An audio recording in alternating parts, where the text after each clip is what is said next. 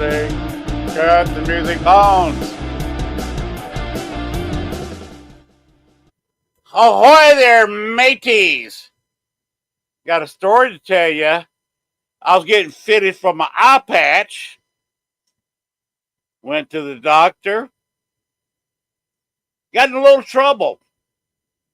They didn't appreciate my hat.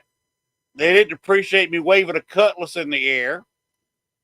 They didn't think too much at all about me walking in with 3 single-shot pistols in my belt or the cannon fuse burning in my beard. To say nothing of the parrot sitting on my shoulder that ended up shitting on the floor.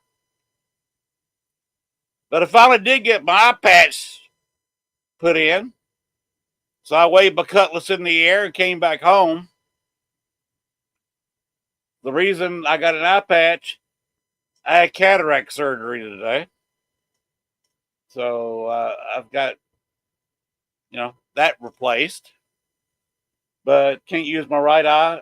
And my left eye is not focusing. So I've already said I can't read any bios tonight. I can barely read what I'm punching in. If I hadn't done this show for so long and knew what buttons to push by just looking at the blur on the screen, I'd be in serious trouble tonight. But as long as I'm not reading anything, of course, I don't read any material. I don't pre-write this stuff. I just do it. Anyway, we got a great show tonight. My favorite group on the planet, somebody I look forward to working with later on. I believe we got something coming up with the Haunted Housewives next month. And then they have a little event next April they'll be talking about. But we'll be getting into that a little bit later. Bones, go ahead and play the intro. Got that backwards. I'm not getting out of here yet. Let's play the intro, Bones, and get this show started. As my old friend Pink says, let's get this party started.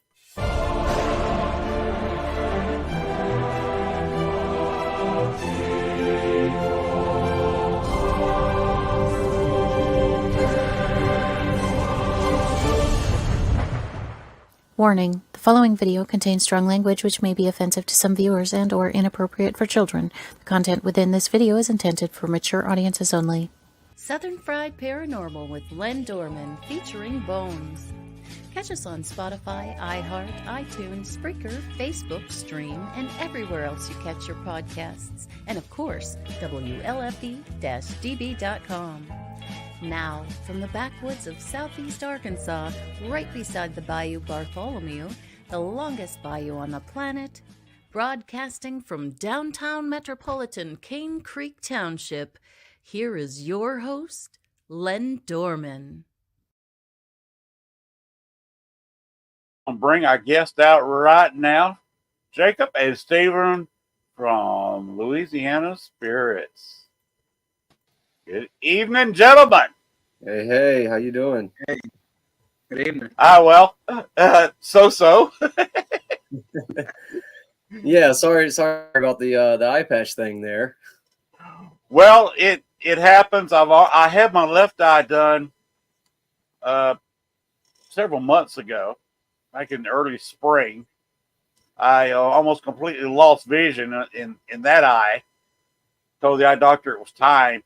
When the right eye started getting a little bit cloudy, so I told him about it. He said, let's do it. So we went ahead and nailed it out today. So, Nice. I had cataract surgery Central Time around noon. How long's the recovery on that? It takes several weeks to fully recover, get the vision back. I'll be wearing an eye patch for a couple weeks. I had eye surgery back in February, so I kind of know how you feel.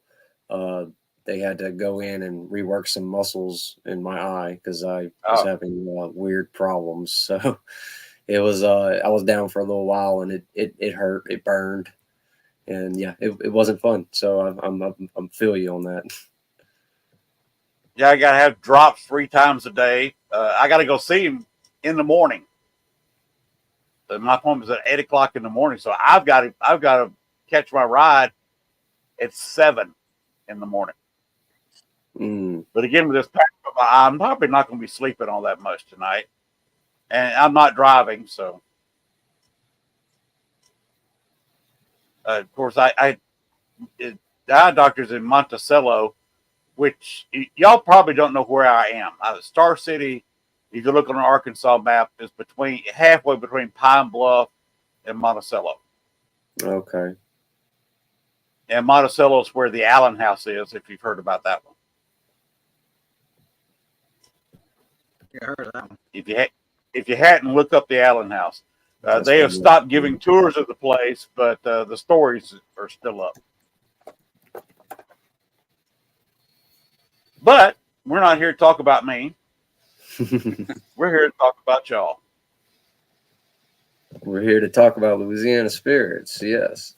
Exactly. All the ghostly things. Yes. Ghostings and hauntings and things that go bump in the dark. Well, we definitely have our fair share down here for sure. Yes, you do. Having been on several ghost hunts, I actually investigated the Andrew Jackson Hotel for 2 nights in a row. Oh, how was that? That was interesting. One guy was there that he was a camera person for one of the TV shows. Okay. But he said, I want to go on a ghost hunt myself and see how other people did it. So they told him to follow me around since I had the most experience. He goes into one of the more haunted rooms.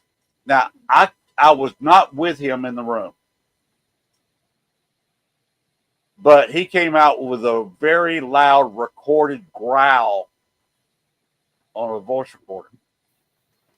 He could have faked it by simply growling into the microphone himself. Yeah. But he did record a growl, and he was acting like he heard a growl. He came running out of the room, waving his arms, screaming like a sissy girl. We have a few members that tend to do that every now and then. They'll run out, or well, I wouldn't say run out, but they'll get a little freaked out. We have a device that we call Boo Bell, and there's a couple of our members that just anytime they round the corner and see her, they kind of freak out. Okay. If you ever work with me, I'm not one of those. With 2 artificial knees, 68 years old, I haven't run a step in 15, 18 years. You ain't even going to try, huh? I'm not even going to try it. You know what? If the ghost comes on, I just turn around and say, okay, bring it. I'm standing right here.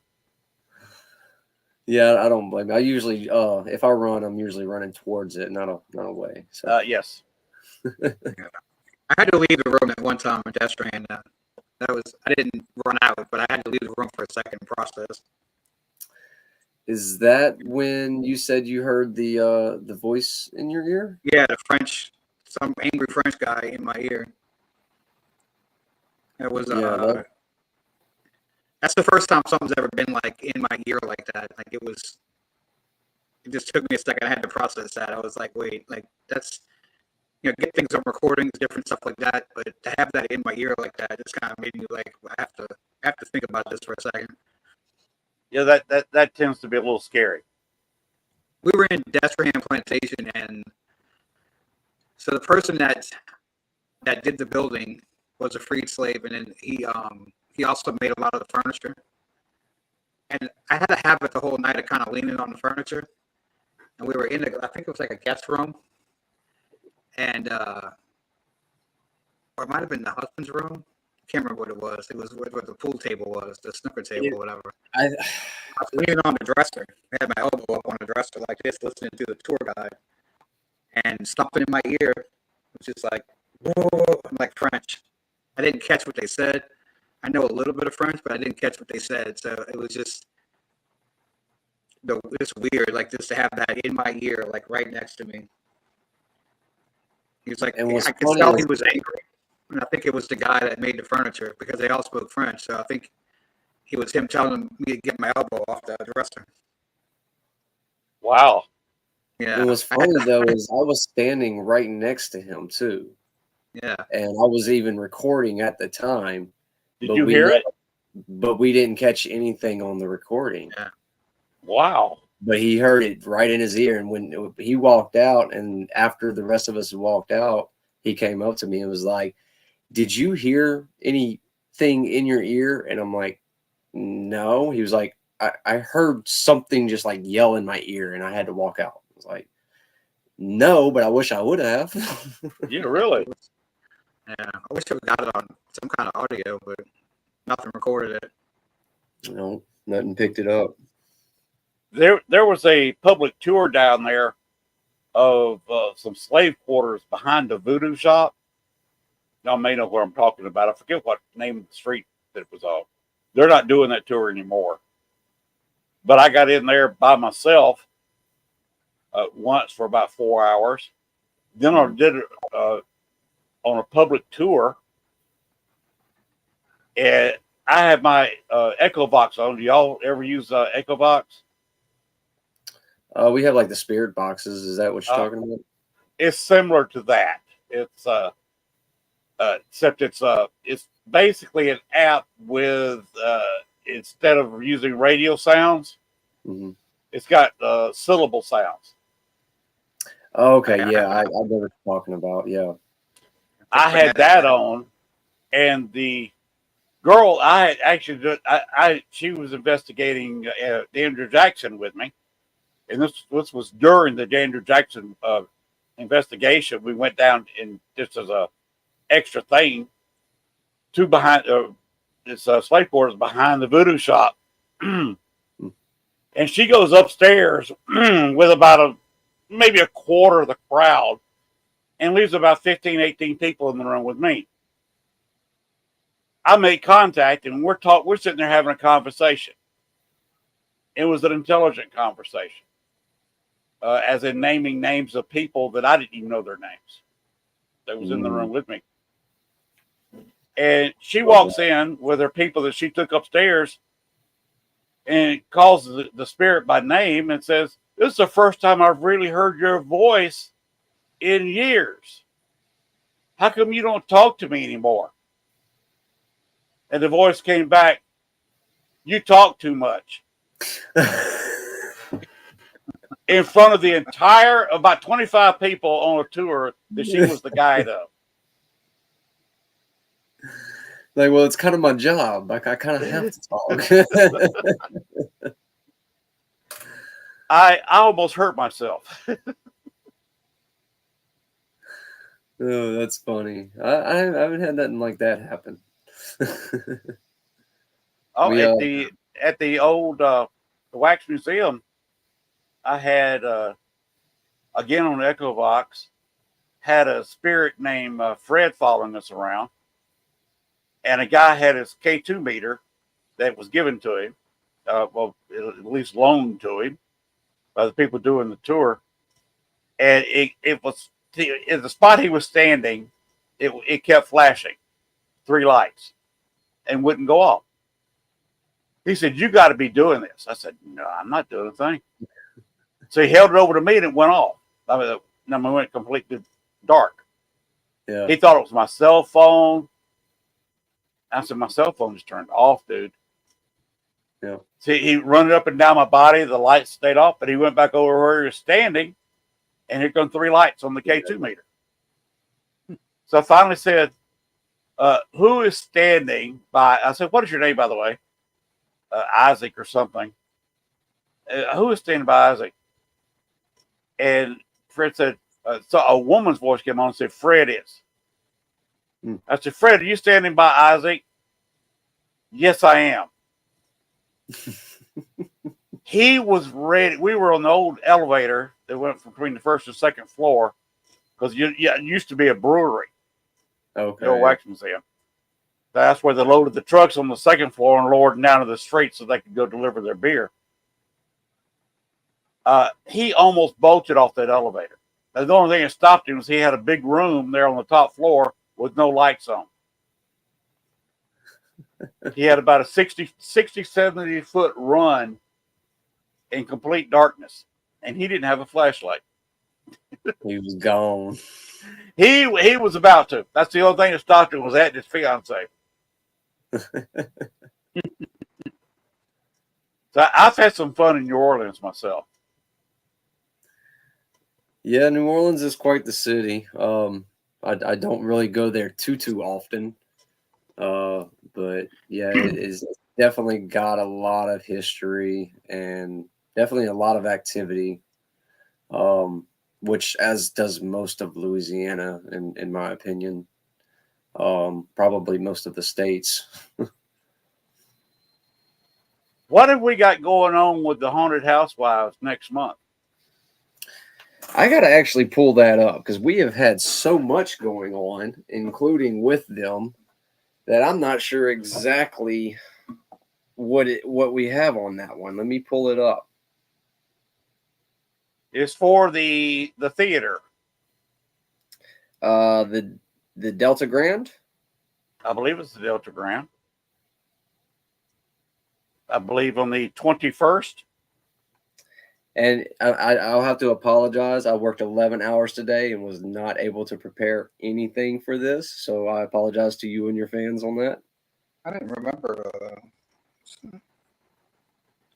Yeah, they had something coming up that we were working with them on. Michelle's watching. Hi, Michelle. 21st September Theater. Yeah, I'm trying to get it pulled up.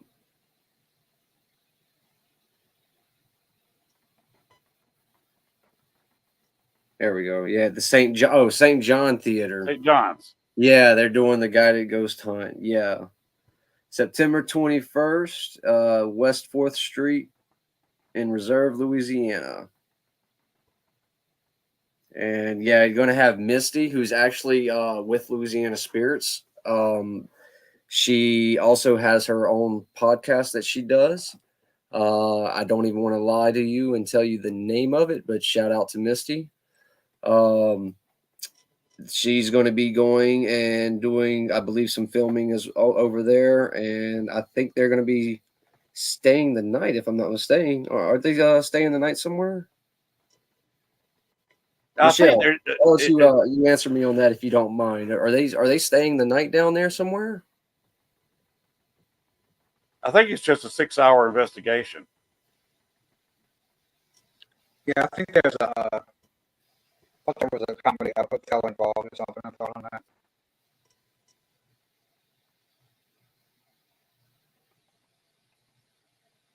Yeah, we've been having so many. Not sure if they're staying. Yeah, they may not be then. Yeah, we've had so many investigations that we've been organizing lately. I've had so much trouble keeping up with some of them. But yeah, they do a lot with the Ghost Hunting Housewives. I love them. They're a great group. They are a couple of fantastic ladies. I love them. I will be down there at St. John's. Okay. And of course, I am, I guess, a small part of sponsor, but I also have a table next April. Yeah, for our Paracon. Yes. I am really excited about that one in Vermilionville. Yeah, you got quite a few friends of mine coming from the Chicago land area. Okay. That are coming down. They will be sitting at my table with me. They're just got general tickets. They're going to come experience some of the Bayou, huh? Oh, yeah. Oh, by the way, you heard in the intro that I live by Bayou myself, don't you? Didn't you? Yeah. Yep. You just a little further north as well. Bayou Bartholomew. Yep. Starts in Pine Bluff and winds its way down to a lake in about central Louisiana. That's awesome. It's about a quarter mile from the house here. You just jump in a boat and come on down then. I could paddle halfway down there.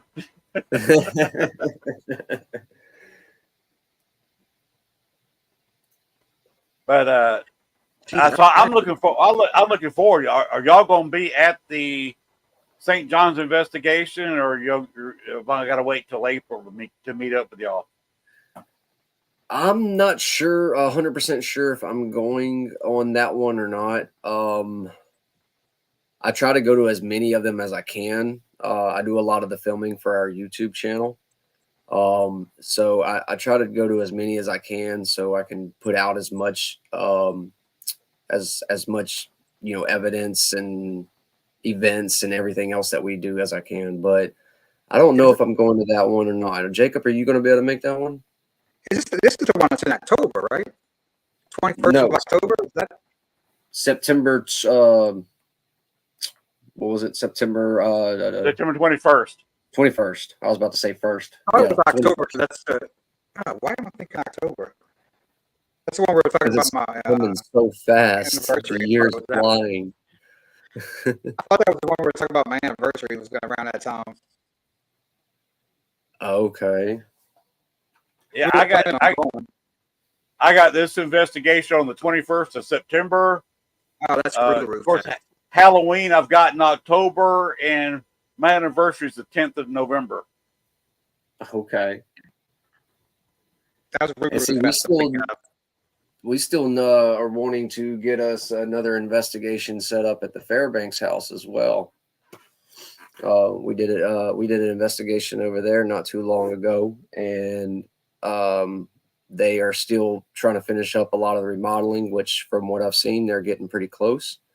So I'm hoping to get an investigation set up over there soon. Well, let me know. I might be able to drop in on you. No promises, depending on when you have it. Yeah. Yeah, we'll definitely drop in on you. Touch on that. See, for where I am right now, I could be on Bourbon Street in 6 hours driving the speed limit. Okay. Yeah, that's not too bad. No. Not too bad. Especially if you just get you a nice little room or something.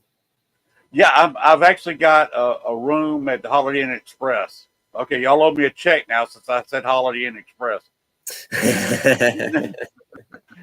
I want my discount. So I'm coming down Friday afternoon. Going to spend Friday and Saturday night in the Holiday Inn Express and probably leave Sunday. Okay. That's We're a good not sure weekend. when. We may stay Sunday night. We may move on to another place. I've been thinking about going up and investigating the spot where Bonnie and Clyde got murdered. I've been wanting to go out there and do the same. I just haven't been able to make my way there.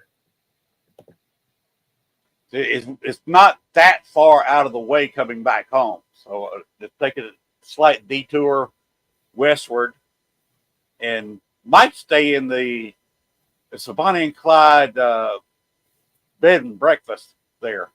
Yeah, I got like a little museum and all, I think. Mm-hmm. So I might hit that Monday. I'm not sure. We hadn't decided yet. Yeah, that'd be cool. That'd be a cool trip. I've never investigated Bonnie and Clyde. Now, I've been all over Dillinger. I've investigated the jail he escaped from, stole the sheriff's car. Mm-hmm. You know, the one where he supposedly painted a bar of soap black. Right. I've also investigated the alley where he got killed on an anniversary of when he got killed. Cool. Oh yeah. I've also one of the few people who's actually been inside the theater.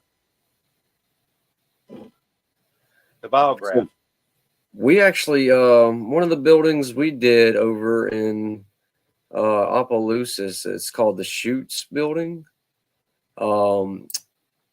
Apparently it had like a barber shop in it at one point in time, and that was supposedly where Clyde had got one of his last haircuts.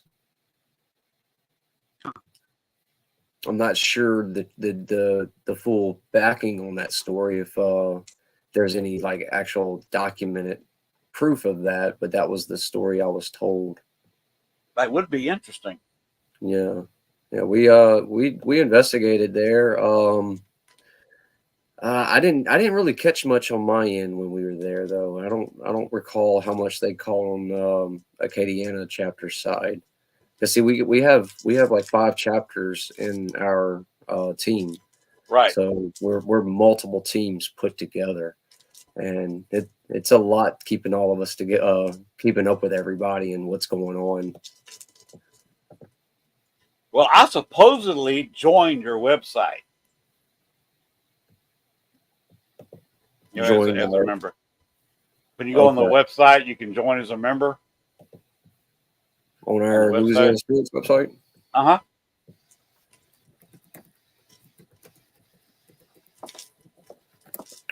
I haven't talked to anybody. Of course, if I talk to anybody, it'd have to be probably the Northern Louisiana chapter. Yeah. Marcy. Yeah, well, more than likely, probably Marcy. I know our founder Brad. He does run the website still. Like, he does a lot of the updates for us still, which we're thankful for.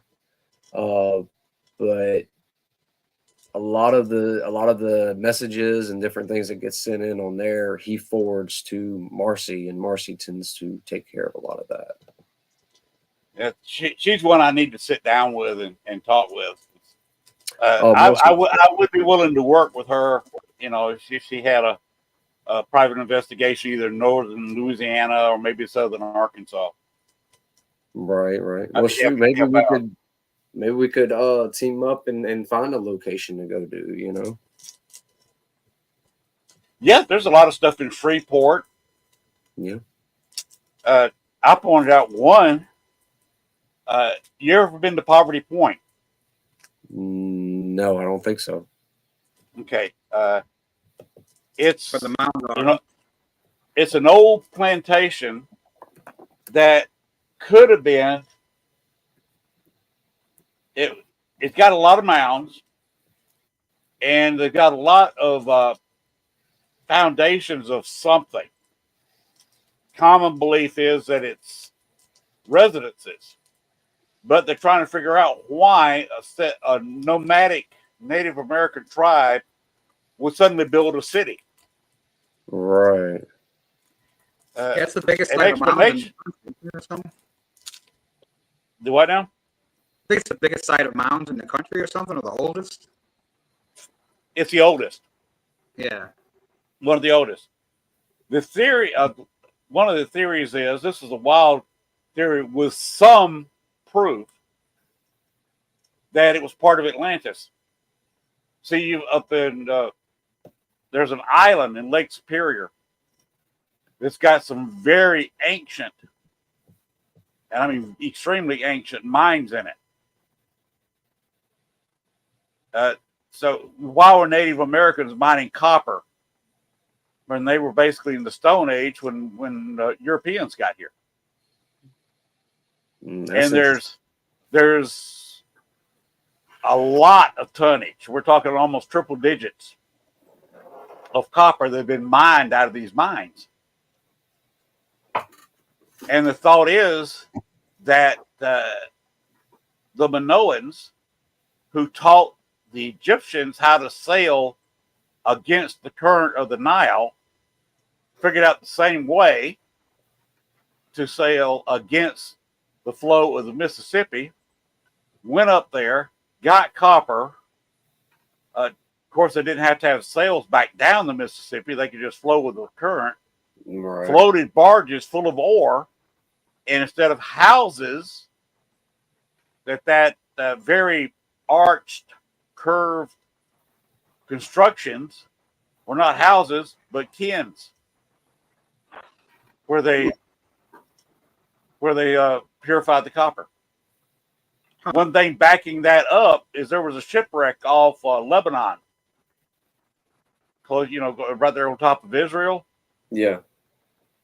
They found a wreck from the Minoan era. They ran into some copper and tin ingots. The tin was traced to Great Britain. Okay. The copper, at 99.99% pure copper, was traced back to Lake Superior Mine. Oh, wow. And what the hell was it doing on a ship in the western, not western, but eastern Mediterranean 2,000 years before Christ? Yeah, that's interesting. Yeah, that raises a lot of questions on that for sure. Yes, it does.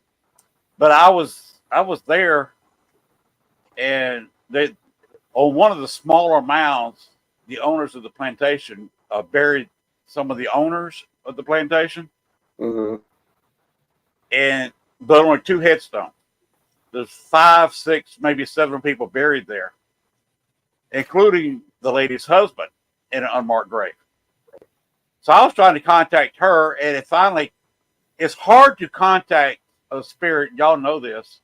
Mm-hmm. For the first time, when nobody's ever contacted a spirit before, you got to talk real nice. And that's if they're there, you know. That's if they're there. You know? Usually, if you talk real nice, you can find them. And I managed to get her talking a little bit, but I was sitting there listening to the voices, and all of a sudden, I come up with a man's voice. "You're standing on my grave." Ooh. Because I was standing next to hers in the logical place where he would be buried. So naturally, I'm about jumped out of my skin on that one. Yeah, made your skin crawl a bit. Yes, it did. So I moved myself rather quickly. But that's a place right there in northern Louisiana. Okay, yeah. It's to the east of Monroe.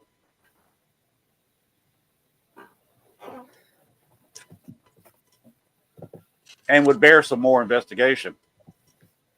I mean, I'm down to make a trip out of it.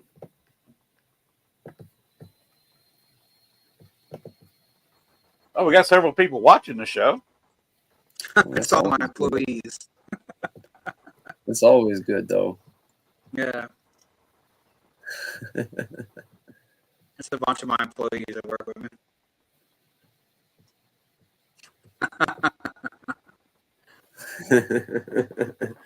So you get all kind of love.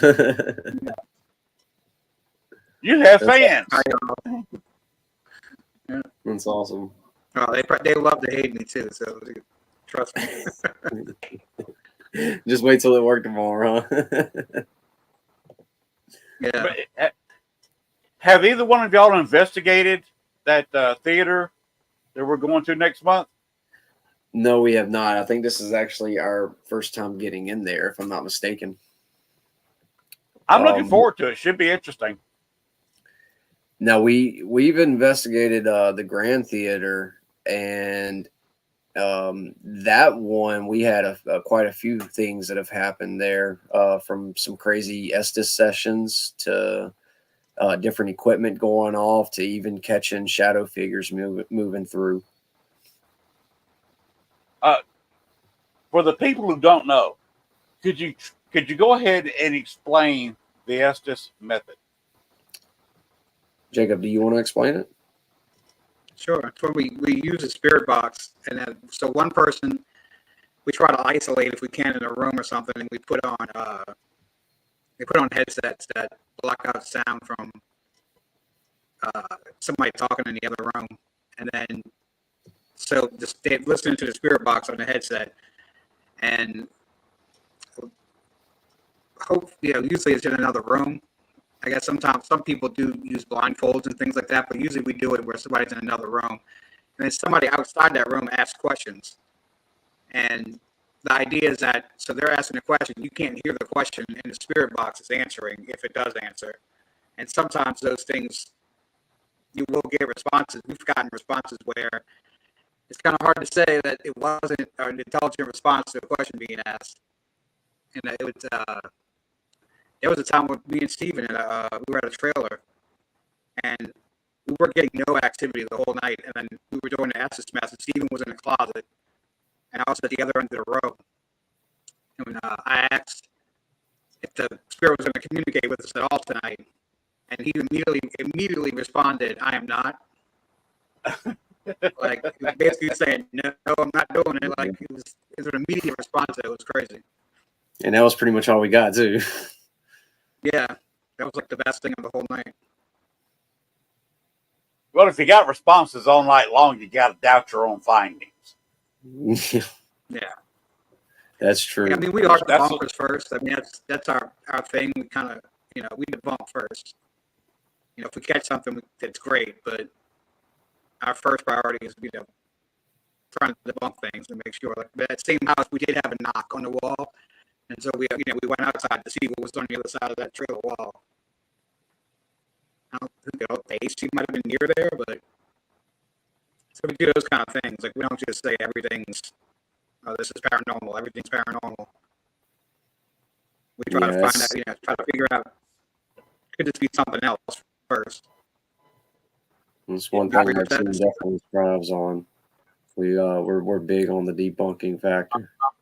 I do something. I was by myself in a building, and I heard footsteps on 2 separate occasions, but I knew a police officer was out front, just keeping an eye on me, make sure it didn't get in any trouble. Right. I was in a flaky neighborhood, in a flaky place where a vagrant was known to hang out. Although I searched the place, no vagrancy, and plus I locked all the doors so he couldn't get in there. But I thought the cop had come in and immediately started shouting for the police officer. Not because I was afraid, but because I figured the police officer had been looking for me. Right. But first time, he was still in his patrol car out front. And the second time, he had to run off on a call. So you were looking there with something else. But my first instinct was what you were just saying, debunking it. Yeah. Yep.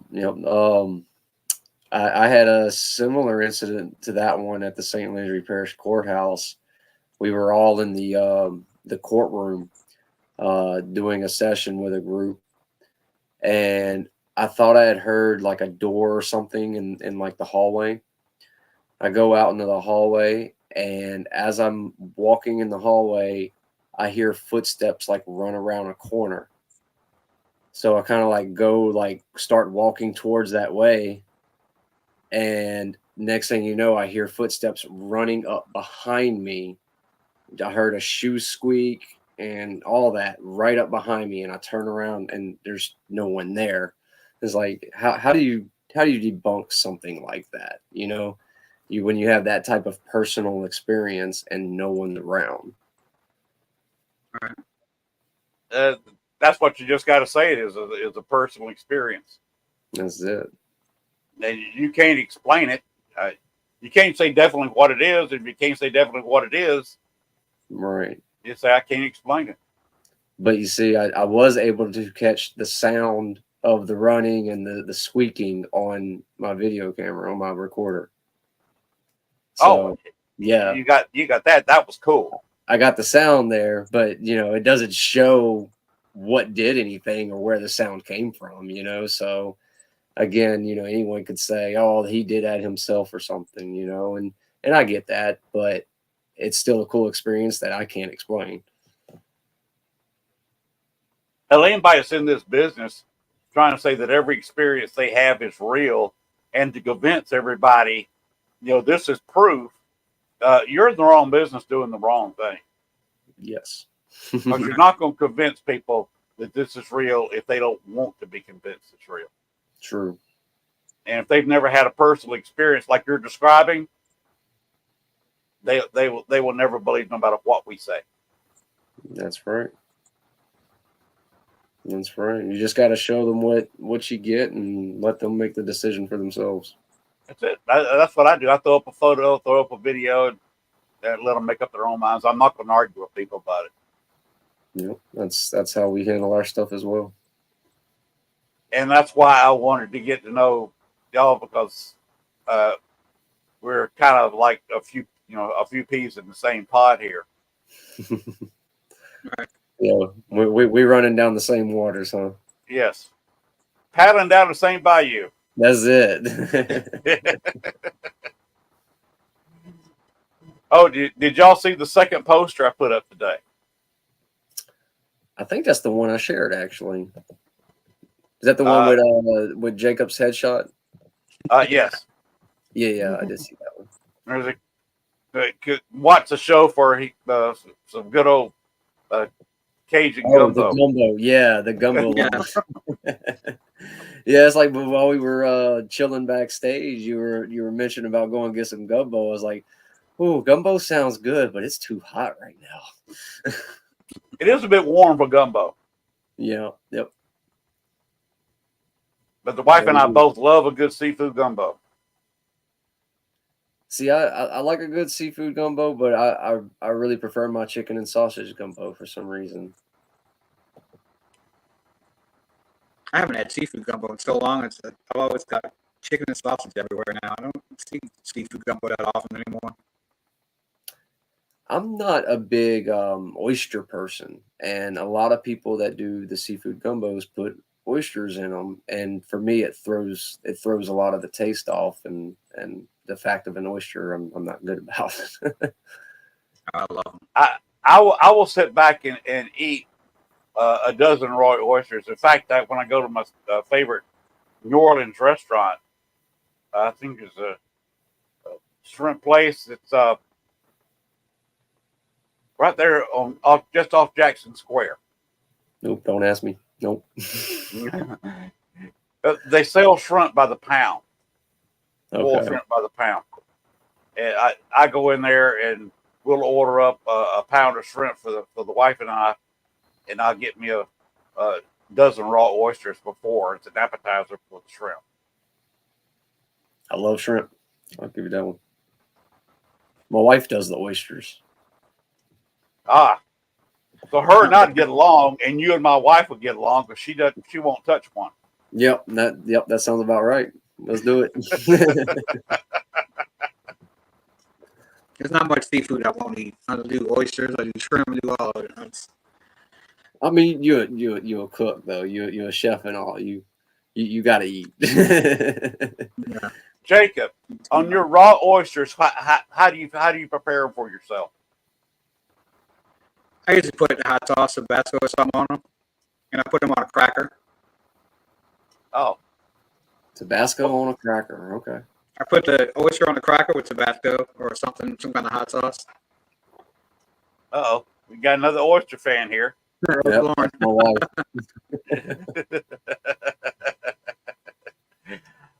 What I do, I just run the knife under them, make sure they're loose off the shell. Drop a little hot sauce on the oyster. Squeeze a little bit of orange or lemon, whatever citrus I've got, and drop it on there. So I got a little citrus, a little bit of hot sauce flavor, and just suck it right off the shell. Yeah. I used to do that, but somebody put me on the cracker thing, and I've always done that since then. You're shaking your head, Stephen.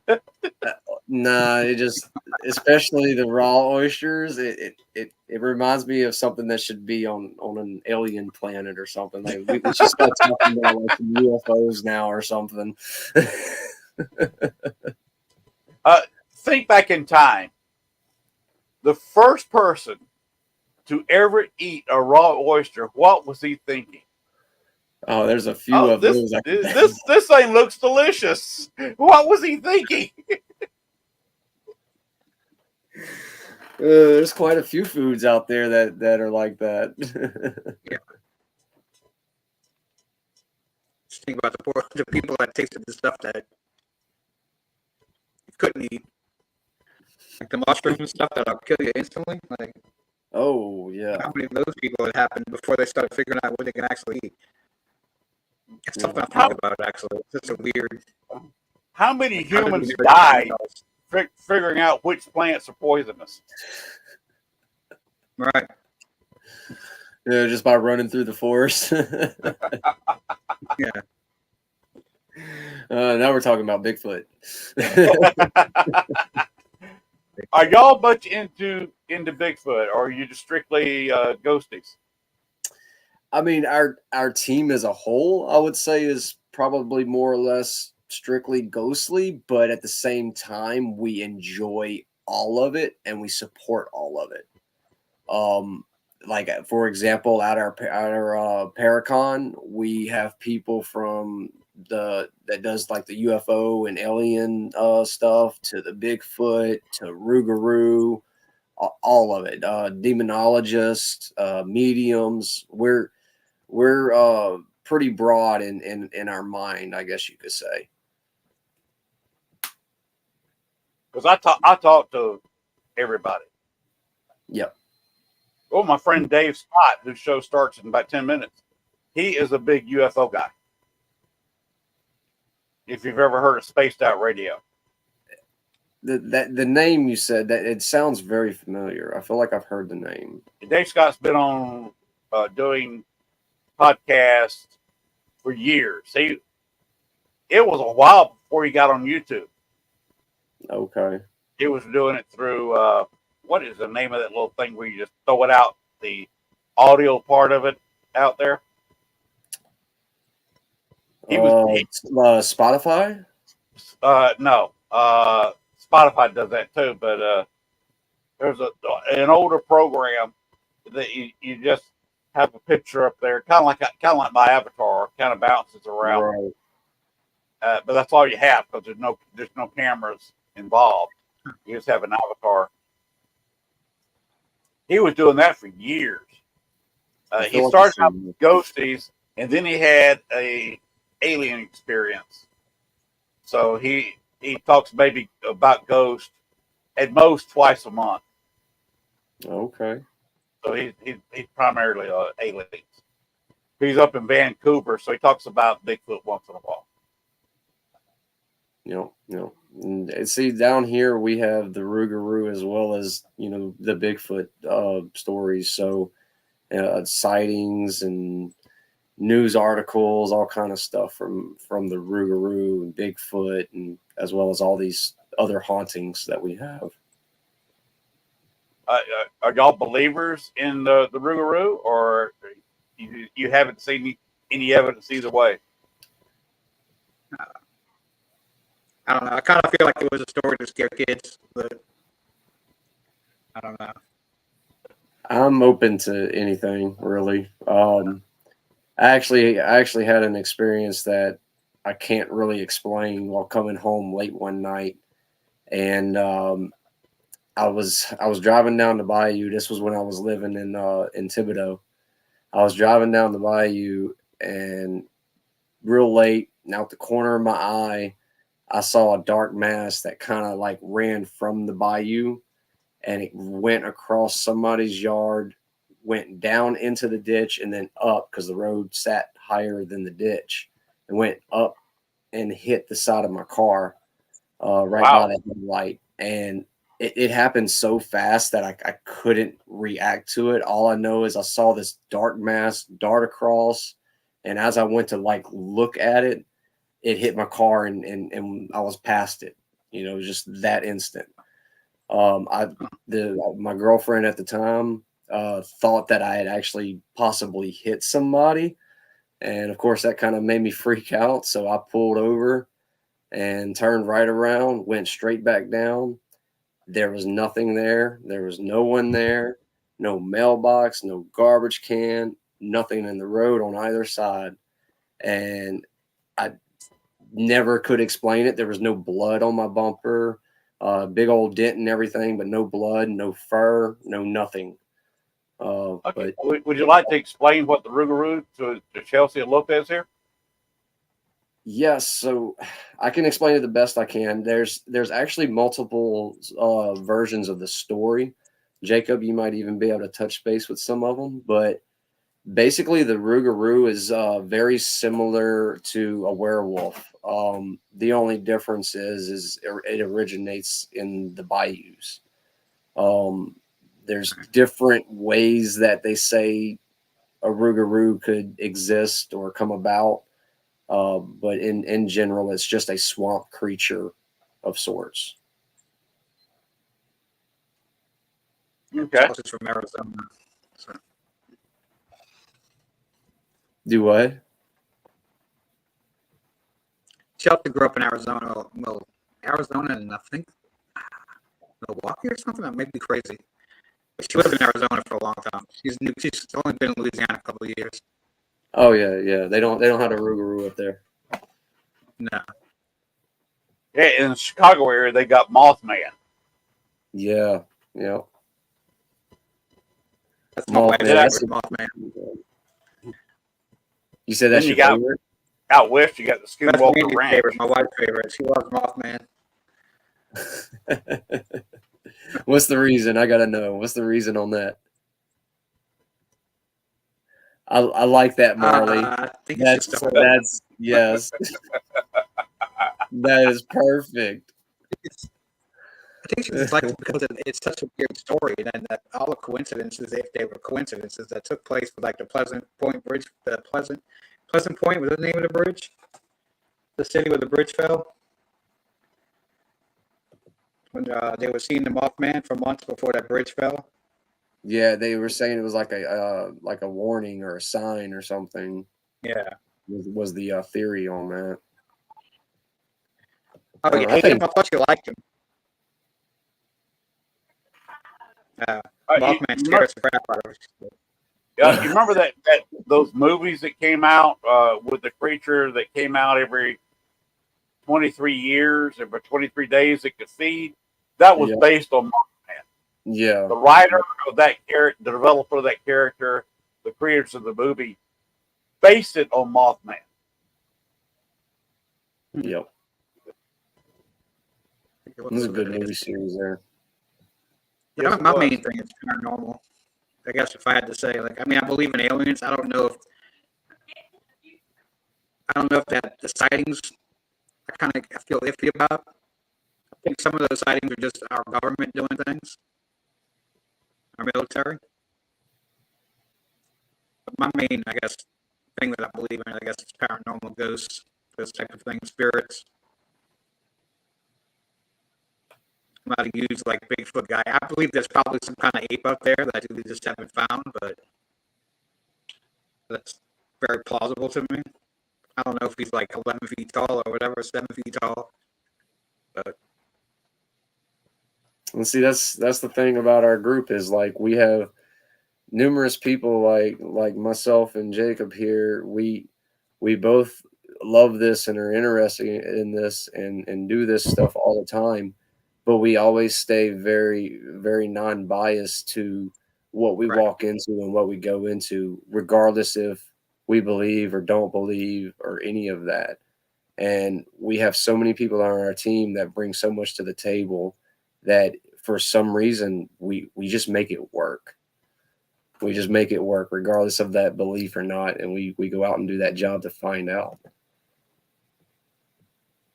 Are y'all going to be in the investigation next April?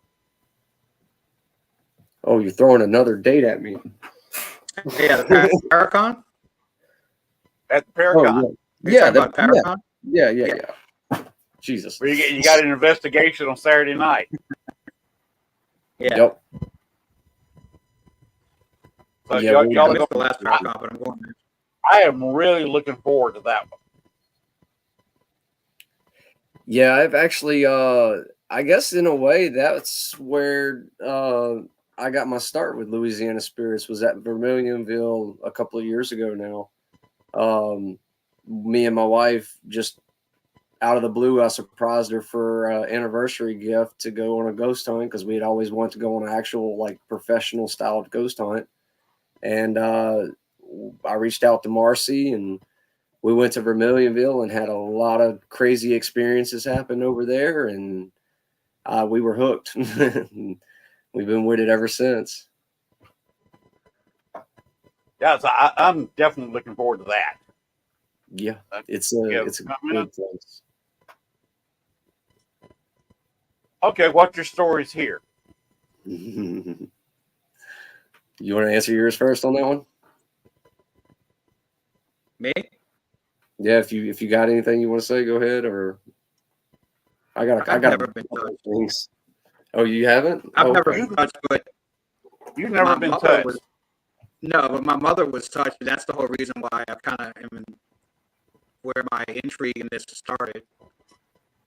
My mom was actually injured, pushed through a shower glass door when I was a kid. Oh. Yeah. We lived in this house that was, I guess if you had to, like, the old school, like, classic examples of, like, poltergeist you read in books, like, the house was always cold. We would hear footsteps. Didn't really sleep much as a kid. I don't sleep much now, but we would hear footsteps up and down the hallways. The house was kind of shaped like an L, and you would hear footsteps. And we had this wooden square, like, tiles, but they were wooden, and you would hear them, like, stick and pop, like somebody was walking down, up and down the hallway all night.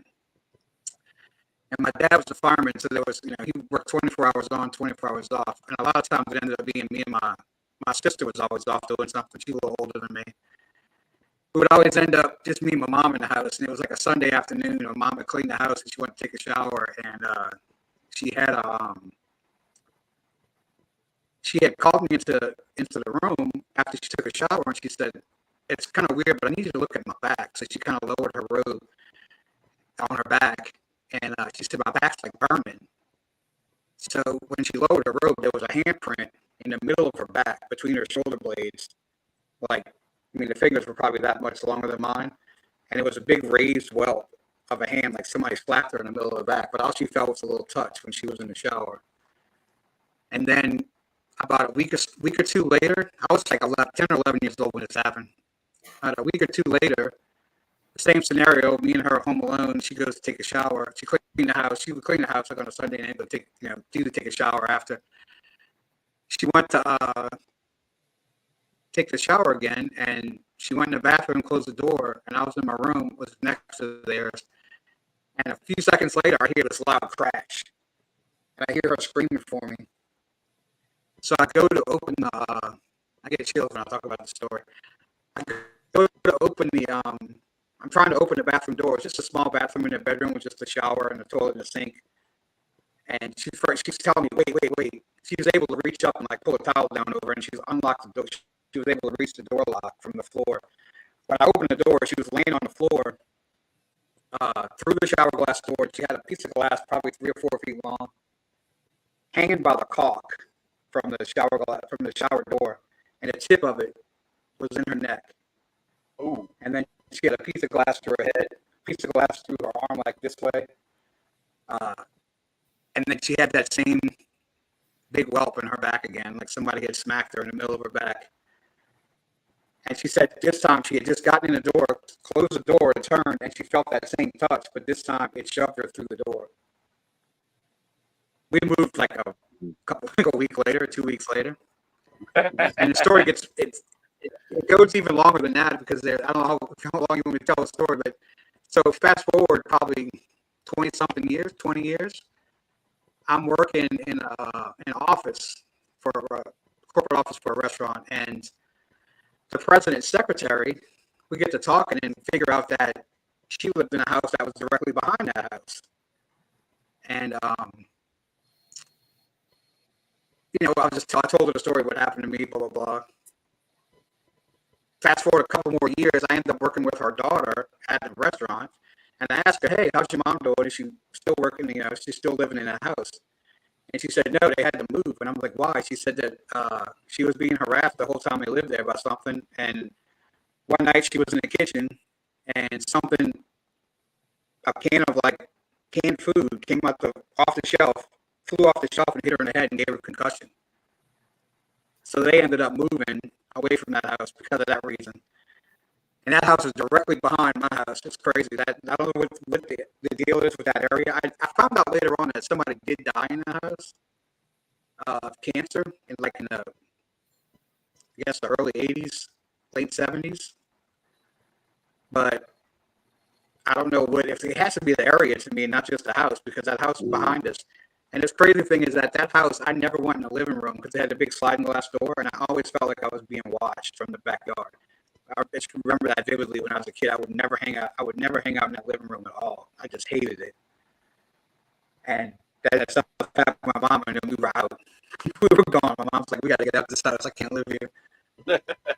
So, yeah, it was a crazy story. My dad showed up. My dad was working when they got the call. It came across his thing too. So they called my dad and they were like, "That's your house. Like, we just got a call from your house. Like, your wife fell through the shower glass door." So my dad showed up with all the firemen. It was a crazy day.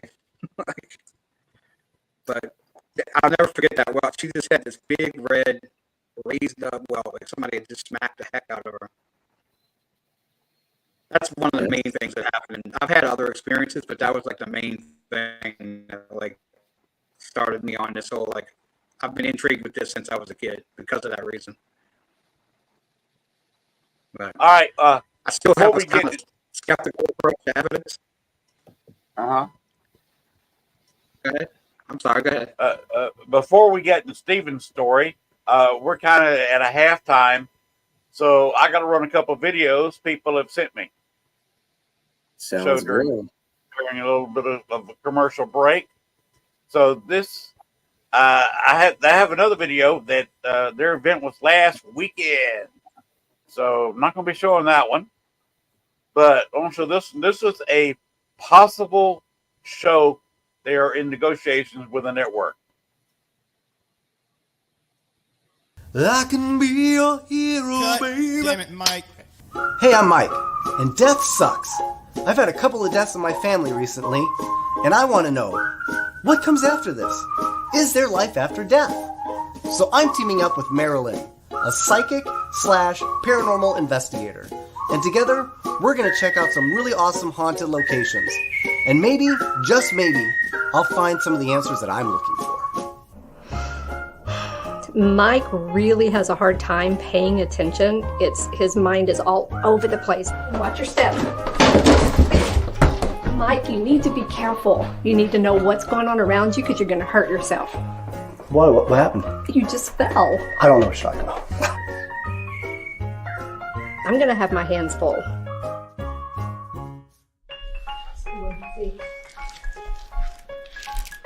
Hey, what are you doing? What? Didn't we talk about that last night? Yeah, I'm not as big on friends as you are. I told you, I'm more of an office guy. You're not supposed to be eating on investigations. Do that either before we come Okay, in. well, hold on now. That was really more of a nibble. Is he seriously eating right now? How did you expect me not to eat? You know how hungry you get doing these investigations? Sometimes you just gotta snack. A man has to snack. Mike. Could you not eat during the interview?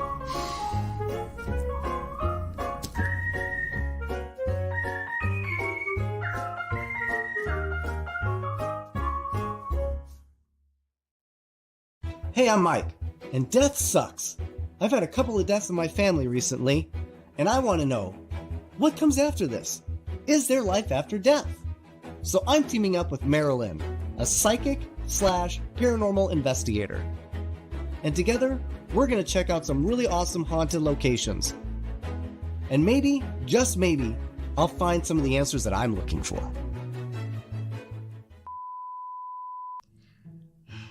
I noticed that Mike has a little bit of a hard time paying attention. What do you see? Hey, what are you doing? Is he seriously eating right now? Watch your steps.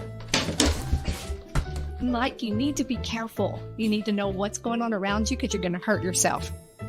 I'm going to have my hands full. He can't even walk without assistance. I'm good.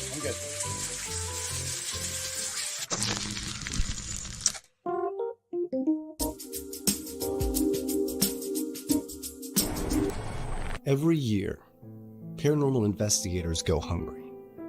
1 out of every 1,000 paranormal investigators you know will die from malnutrition without your help.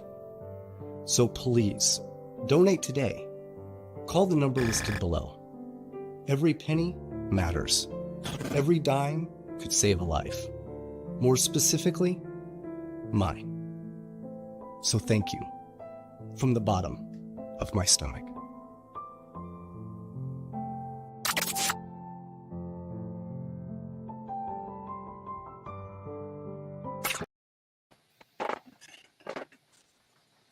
They are, like I said, in negotiations with a couple of paranormal networks to try to put that on. There's they call it pair with the normal. Teaming up a psychic with a Las Vegas comedian. Okay, Steven's back. Yeah, I was watching from afar. Sorry. We were going to talk about you being touched. Well, first I wanted to say shout out to Mike. Mike is a cool guy. We actually had him at our Paracon last year, and I believe he's returning this coming year as well. Yes, he is. If anybody's interested in checking him out, he'll be at our Paracon. But yeah, so what were we talking? Y'all wanted to know about the Being time touched. that I've been touched? Yeah. So one of the incidents that I have had, and this was before actually joining. This was years ago when me and my wife had first met. She had stayed in an apartment, and we had always had activity there. The apartment above us was empty, but we would always hear like footsteps running around up there, especially like late at night. It would wake us up and everything, but no one's up there. Well, one of the closet doors in the main room would constantly open and close randomly. You'd walk in the room and it'd be closed. You walk in the room a few minutes later, it'd be open. And it was just a constant thing with that. Well, hanging out one afternoon or one evening, whatever it was, I ended up going to the bathroom. While I'm in the bathroom, I'm not going to say I noticed it because I knew it was there, but there's a little candle, just a little decorative style candle that was sitting on top of the toilet. Well, got done doing my business, left out. And right as I walk into the living room, I hear a thud. Walk back in there, and this candle had done flown across the bathroom, hit the wall across from it, and is down on the ground, still rolling back and forth on the ground. It put a dent in the wall. I guess you say a dent in the sheetrock. Wow. Yeah, it hit it with force. No idea how that could happen. No one else was back in that room or anything, so it wasn't like somebody went in there and messed with it or anything. But I'm sitting down in the chair in the living room talking with my friends and everything, discussing the incident with the candle. And as I'm talking about it, I started feeling a burning sensation on my side, like right about up in this area. And I'm like, what is that? And it got to where it was hurting. And as I lifted my shirt up, some of the people that was with us was like, whoa. I'm like, what? They're like, you got scratches on you. And I look, and sure enough, there's 3 scratches going straight up the side, kind of at an angle this way. So it wasn't like I could have done it to myself or anything. But it definitely kind of freaked me out or creeped me out a little bit, I guess, but didn't scare me out of it. Nope. There we go. Must have lost connection there for a second. My mic just went off. I just had to unmute the mic and I was back. One quickie about me being touched. I was I spent 14 years living in Chicago. So yeah, I got into a few places. One of them was an Italian-run bar that was run for about 10 years, and what was for 90 years a mortuary. Nice. The old school mortuary. Of course, back in the early part of the 20th century, there was no refrigeration. Mm-hmm. So they were actually on a slab of ice. And I was in the ice room where I finally figured out who the spirit was. His name was Bruno Rodi. He was Al Capone's #1 bomb maker. Oh, no. And he knocked off my hat during one investigation. And another one, I was there showing a group of people the place, and we were all in a circle, and I had a K2 holding it in front of me. I felt something coming up behind me, and he walked right through me, walked through the K2 meter, lighting it from 0 to full light up, walked through the K2 meter. I guess he didn't feel like walking through the guy across from me. So this guy was about 6'1", and completely shoved him backwards. Oh. Wow. And the guy, I got that on video because I was showing the K2 meter, but I could see from about his mid-thigh down, and you could see where his feet left the floor from being shoved backwards. He didn't realize how hard he was shoved until he saw the video. That's crazy. We finally got him out of there, used a couple of psychics, and he was holding 20 some odd spirits in the bar, so he wouldn't be alone.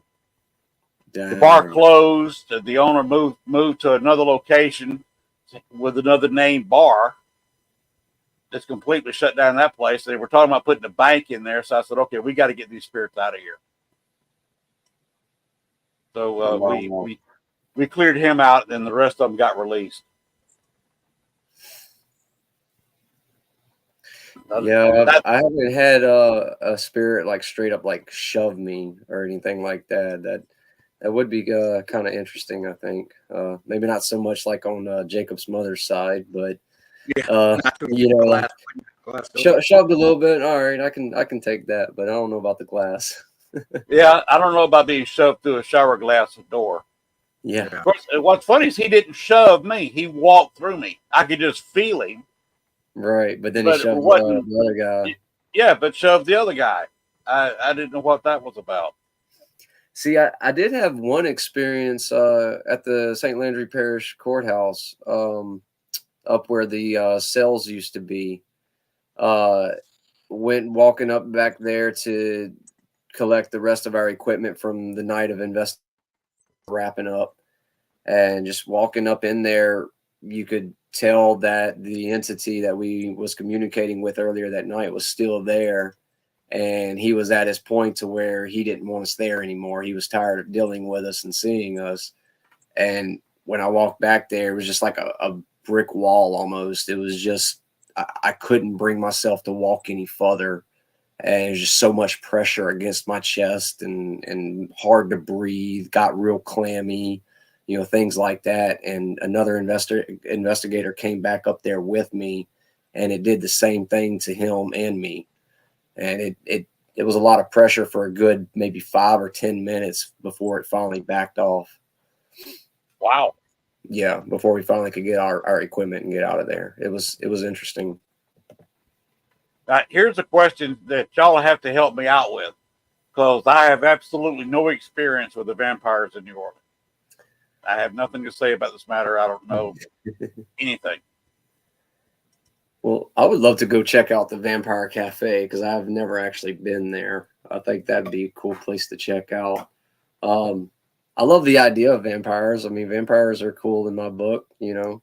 I mean, I don't believe they sparkle or anything, but you know, they're I don't know. I mean, some forms of it look at them as these crazed monsters, while some forms look at it as, you know, these sophisticated beings. So I guess it's what kind of vampire do you want to run into, you know?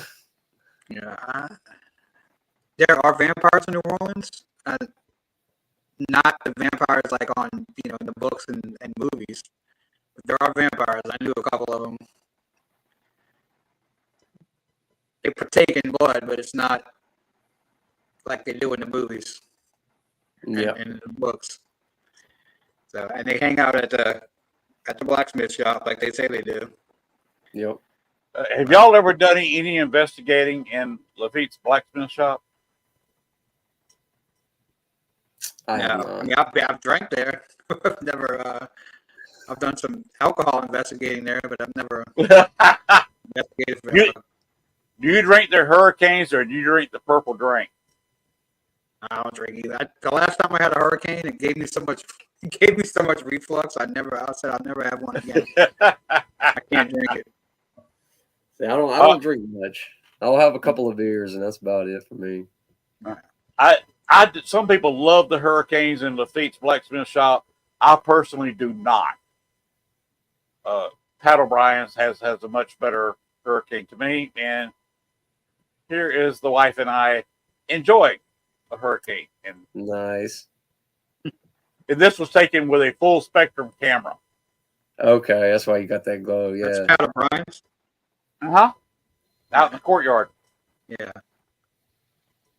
People swear they see something sitting in the chair in the background. I don't know if they're looking at pareidolia or they actually see something. I don't know. The chair in the background. To my wife's right shoulder. Okay. Some people swear there's something there. Personally, I don't see it. Notice anything. Yeah, I don't notice anything offhand. These Might be a shadows. pareidolia effect. It's always good times, though, huh? Yeah, we had a good time there. Like I said, when I go to Lafitte's, I drink the purple drink. I do not like their hurricanes. Some people love them. I don't care for them there. But there is something you can go in there, and something's hanging around the fireplace. I always try to sit. There's a table on the piano side of the fireplace, not the bar side. It's normally a little bit quieter unless they got a piano player going. You can sit at that table, and you know something's hanging around you. I want to go back in there and see what I can get with a ghost box. Just have the headset on like I'm talking on a phone, kind of being cool about it. Yeah. And see what's going on. Kind of weekday night when it's kind of quieter in there. Kind of almost like Estes Sessions styled, but for your own personal, yeah. So that's one thing I do want to do in New Orleans is go there, because that place is haunted. I'll have to agree. I forget which one of y'all was talking about it. Was that you, Jacob? Yeah, I was just talking about the vampires, but it's a place where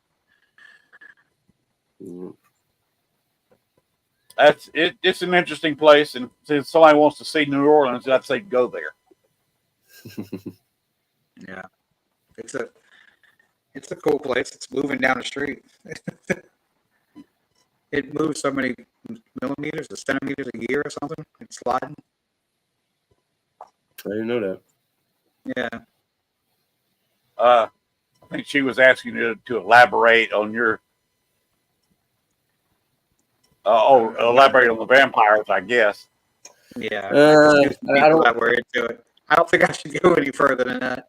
Yeah, that's so the deal is with the vampires is there's a lot of people out there that are very into vampirism, and honestly, it's best not to speak of what you do not know.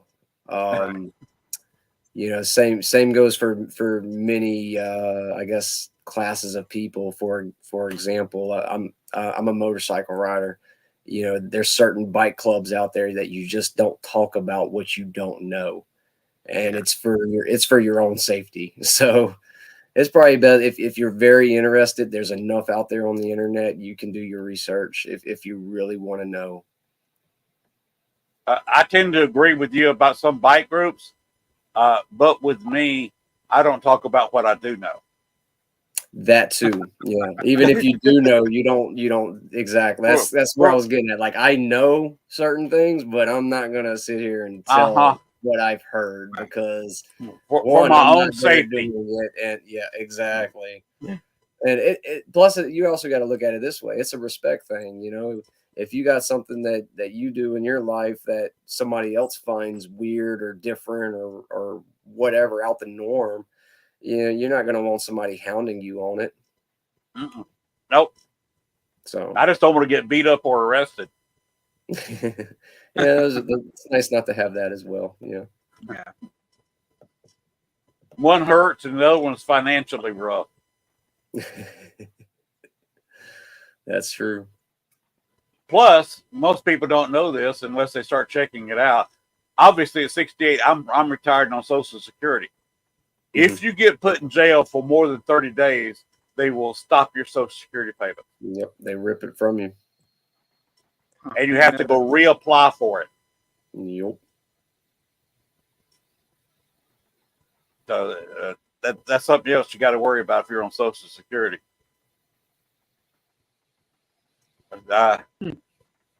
Okay, where do we want to go from here? Yeah, I don't know. I don't want to get into politics. That's for sure. No. Too much of that. Oh man. Way too much of that. I could show. Where is it? Yeah, what you got? Okay. I got a short video, minute and a half. Feel free to comment on this. There's no sound. Okay. Napoleon in a tub. Cyclops. Battle in New Orleans. Think of what that is. What? Is this the wax museum here? Or was? This was the. Okay. Yeah.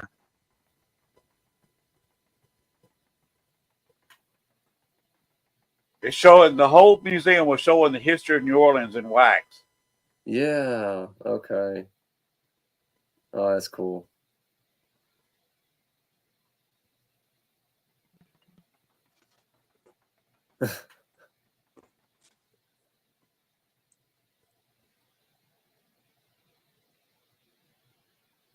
Oh, that's cool.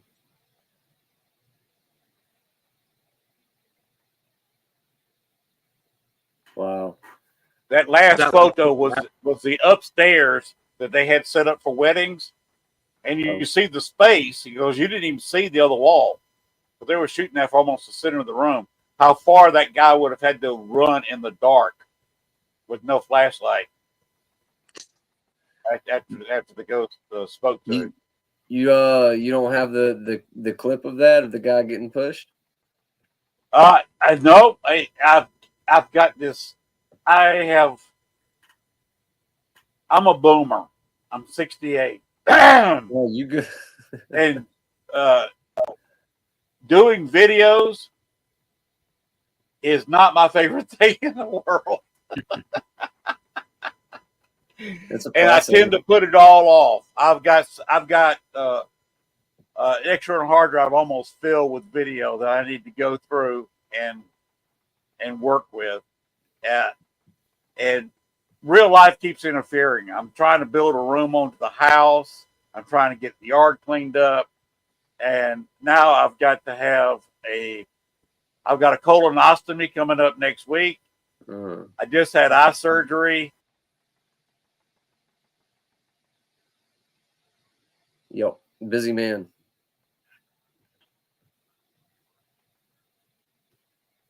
Did we lose you? Nope. I think we lost him. Yeah. Oh, there it is. Just a little burp in the internet. Yep.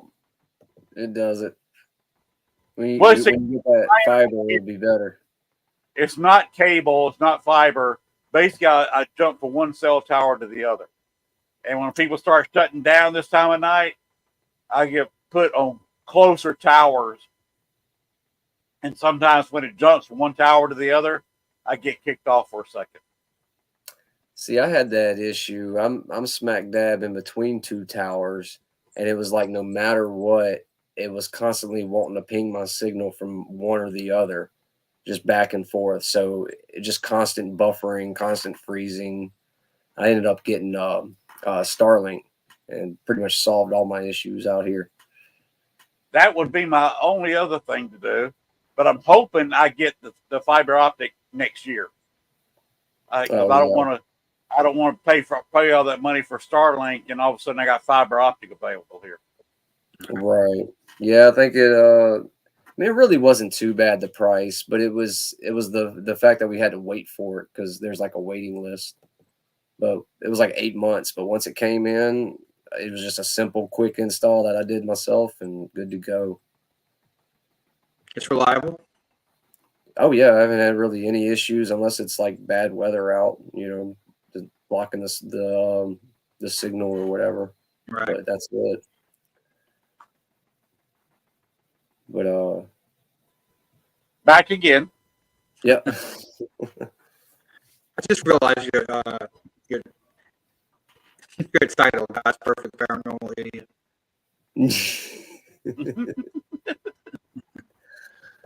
Hey, I've had some weird stuff paranormally happen during shows. One night I was here, and I had a Native American flute came up so loud the guest heard it. Oh wow. Then another one, I had something knocking.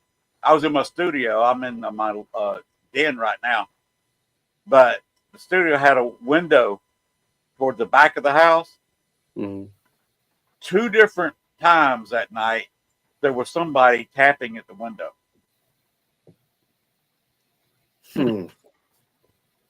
Neighbors don't come in the yard. We don't do that to each other here. Right. Mainly because everybody owns guns. Yep, same. Yep. We only have one neighbor, so I live next to a creek, and then in the back of my property is a swamp, so I only have one entrance in and out. And you got plenty of places to hide the bodies. Yeah. Yeah, you could. It's so hard to get back in the woods. It's so dense. I've tried to go all the way to the back of the property, and I still haven't made it. Or I can't make it to the creek either because it's so dense. Oh wow. Yeah, it's like a jungle. Oh wow. Yeah, I could probably. There's so many blackberry brambles on the side of the creek. I could probably start my own business selling blackberries. Crazy. Have either one of y'all done many private investigations, and what can you talk about the ones you've been on?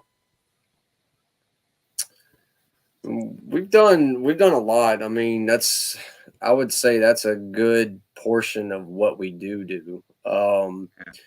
Is private investigations. The classes and the other things that we do, that's all extra that we do for the community and to help support more of what we want to do. But as far as the private investigations, I mean, we can kind of talk about experiences and stuff. We just, we try to keep our clients, privacy at bay and stuff like that. Yeah, of course. You can't name names or addresses. Right. Names. Not, you can't even name a town. I don't want to go there. Right. Yeah, but I mean, we can kind of semi talk about some stuff though. If you got any questions specifically. Have you run into anything extraordinary? The couple of private investigations I've been to, one was a family member, and that's what I told him. I said, "You just got family members here." Mm-hmm. I said, "They have as much right to be here as you do." The other one, come to find out, the woman had seen shows on TV and just wanted to buy a bunch of male ghost hunters out of her apartment. Oh man, that's good. So, if y'all run into anything strange like that, or some real hauntings, or have you run into anything where there was absolutely nothing to it? Maybe mental illness or something. A little bit of all of that, really. We've been on some investigations where we've been there for hours upon hours, didn't catch anything. We've been done, revisits, didn't catch anything. So, we spend a lot of time, for our clients to make sure that we're thorough. Whether that be a follow-up investigation or, just staying in contact with them. As far as extraordinary, I wouldn't say we've had anything extremely extraordinary, but we've had made contact at private residences with either, other family members of theirs or past people that lived at the location, or so on. We've even had the possibility of Native American, at certain locations.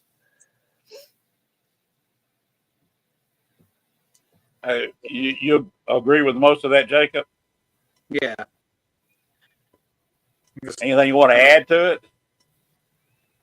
No, we've captured some evidence and things, and like you said, we've had some where we got absolutely nothing, or a thing would happen that we kind of feel that might be paranormal, but I've gotten a few. Huh? Something that's kind of hard to prove or debunk. Right. Yeah. I guess the main thing, like, I've gotten a few good EVPs. I think I've done 9 investigations now. I've been with them a year and a half, so I think I've done 9. Something like that, yeah. Yeah. I've got some decent EVPs. It was the main. I guess that's kind of where I put my focus too, is video and audio. That's kind of my main, I guess, focus when I investigate. Because I film the entire time, so I try it. That's, I guess, to me, from a skeptical point of view of evidence, I guess the audio from a video is my main thing that I like to capture if I can. Because that it's kind of hard to disprove unless, there's a couple times where Steven's wife is actually talking, and it's not, for some reason on my camera, it sounded like it was in reverse. So I thought it was I'm like, is this a spirit talking in reverse? But it was actually Lauren. But I do have some cool, there's an EVP of where something called Steven, a not nice thing when he's in the attic. You remember that? Yeah. I guess I can say it on here. It's a woman's voice, and it said, it just very low, it says, "What a dick," while he's talking to Amy below us. Yeah. And I've had something on the app I kind of don't trust really, but I've had something on the app where we were talking, and I can tell you some funny things. Like, I walked in there, and my app was running. I walked in the bathroom somewhere, and he called me a fat bitch. So it's like, I was like, okay. So those kind of things, I think when there's cursing involved, it's maybe not a radio station or something like that you're picking up because there's some curse words in there. So those kind of things I tend to, whether or not it's real, it's provable or not, or if it's real or not, those kind of things I lock in on, because you're not going to hear some of those things on radio stations if something's being picked up. So, yeah. And also, that same thing that said called me fat, and also called somebody else dumb, like right after that. They were trying to figure out a piece of equipment, and they walked in the room, and the app said, "You stupid," or something like that. So it was kind of on cue to that. It was kind of funny. But I guess the EVPs are like my main thing that I try to focus on. See, I love the spirit box, but I don't try to make it to where it's the only piece of evidence I'm collecting. But I love the spirit box, and the biggest reason is sometimes when you really know that you're speaking with an entity, and it's responding back with direct answers back to back to back, and you're having a full-on conversation. How do you debunk a full-on conversation? I could understand if it only said a word and you're taking it as something, but if you're having a full-blown conversation, to me, that's incredible. Yes, you're correct. And when you get complete sentences. Yeah. Complete when it goes sentences. across multiple channels, that's the thing. That's when I'm into the spirit box. You got the suite. Multiple. Yeah. You know, I guess can I talk about like gesture implantation evidence? Like, what was that? Steven? Can I talk about like the spirit box at gesture implantation specifically, or no? That's not a private residence, or Destrehan? No, Yeah. That's public. You're good. Yeah, it's we kind of got. a crazy story. I mean, that was one of the classes we did, and I was with the group. That was my first class, I guess I was at. And the group I was with were actually all people that had signed up for the class, and we were doing a spirit box session in one of the rooms, and we kept getting answers, and it was talking about it. I kind of, it's not like 100% verifiable, I guess, in a way. The name was, I don't know if I even gave you all this evidence, Stephen. I just thought about that. I think I filmed it. I know they were filming it. We were talking to somebody on the spirit box, and they identified themselves as a police officer, and then they identified themselves by name. And down the road, a few years ago, there was an incident where there was shooting of police officers, and one of the names they gave on the spirit box was the name of one of the officers that was. But it wasn't the officer we were talking to. He said he was looking for this officer. So it was a weird shooting at a plant. It was a crazy thing that day, and there was a couple of police officers were killed. The officer was looking for one of the officers. This officer we were talking to in the spirit box was looking for one of the officers that the name matched up with one of the officers that was killed during that shooting. So it was kind of crazy. That's kind of haunting. Yeah. Now, I mean, it's 100%. Was everything 100%? Like, could it have been something we were just picking up? I don't know. But a lot of the answers were long. It was sentences, and they were over several channels. So it was kind of a wild little session that we had. That would be hard to I don't know explain. if I filmed it or not. I can't remember if I filmed it personally or somebody else was filming it. So I don't know if I have that. See, I don't really recall that offhand. Yeah, so I talked about it, but I not. talked about it, but I don't know if I had video from it or not. I don't think I did, because I know I would have gave it to you if And I that's did. a little bit now. That was a little bit back now. Yeah, it was like the end of the night. It was one of the last things that we did. It was towards the end when we were getting ready to leave. Gosh, It was just this whole back and forth with somebody who kept basically identified themselves as a police officer, and they were looking for. We asked what they were doing. It was like driving up down the road, River Road, right there, and we asked what they were doing. And they said they were looking for. I can't remember the guy's name right now. They were looking for this officer. Yeah, trying to find him. That's crazy. Yeah. Wow. It was a pretty wild spirit box session. It was, I mean, whether or not it's, Are y'all in the mood for trying something a little different? Possibly. I want to try a little something. All right. Okay. I'm removing my headsets. I can hear you over my speakers. You can still hear me fine. Yeah, I can hear you. Yeah. Are we doing spirit box session?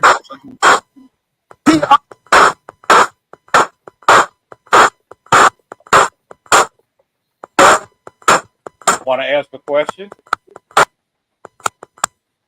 Is there anyone here with us? Anyone in on the podcast?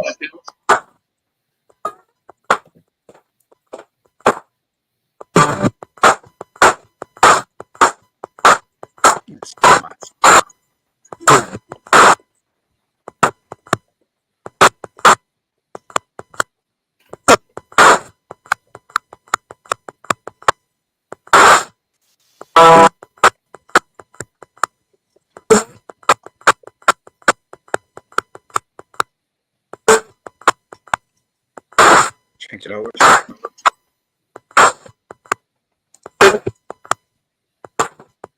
Anybody here with us tonight?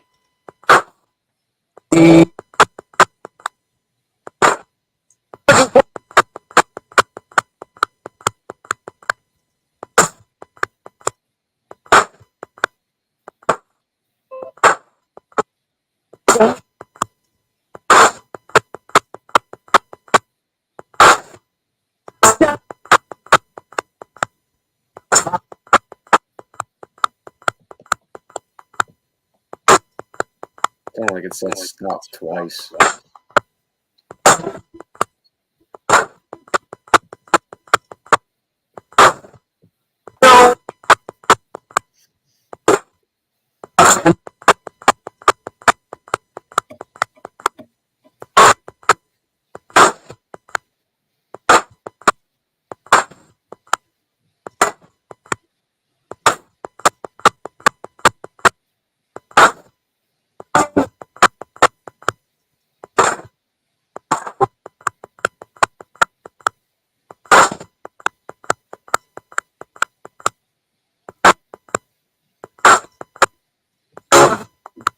Is anybody here with us tonight? Got anything they want to say to us?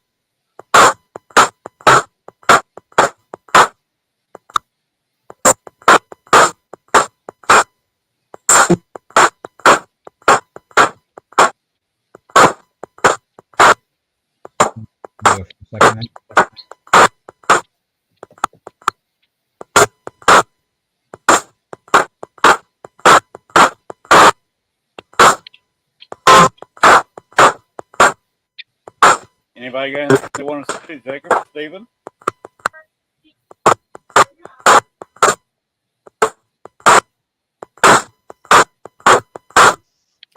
Is there anyone that's wanting to speak to us? I lost my Love to audio for a minute. hear from somebody up there.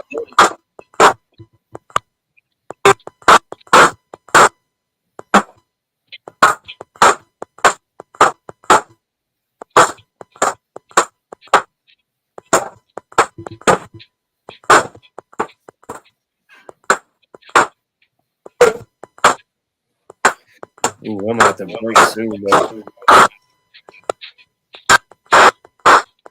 All right, we're going to end this section in just a few seconds. So if you want to say something, better say it now.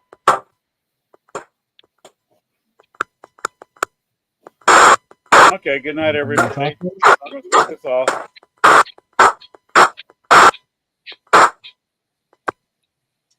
That is a new ghost box I have. Okay. I will have it at the investigation in September. I'll also be demonstrating it along with EchoVox in April at the Paracon. I can't wait. That's gonna be cool. It is going to be quite cool. What I'm going to do is set up the show at the Paracon, and the entire Paracon I'm going to be broadcasting live. Oh, nice. So what I'm going to do is just line up interviews. So if anybody wants to come by and say something, you want to do a quick ghost box session, I'm game for anything. That's I'm hoping awesome. to get Mike on there.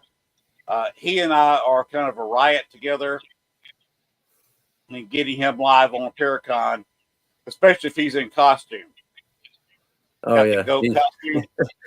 Oh yeah, he brought it out at the last one. That should be fun. Especially if I got some of my friends that's coming down from up north in the booth with me. This is it's just gonna be fun. I'll be doing, just like I said, a 6-hour show from my table. I got an inside table, so I'll have internet and plenty of electricity. So that's what I'm gonna be doing.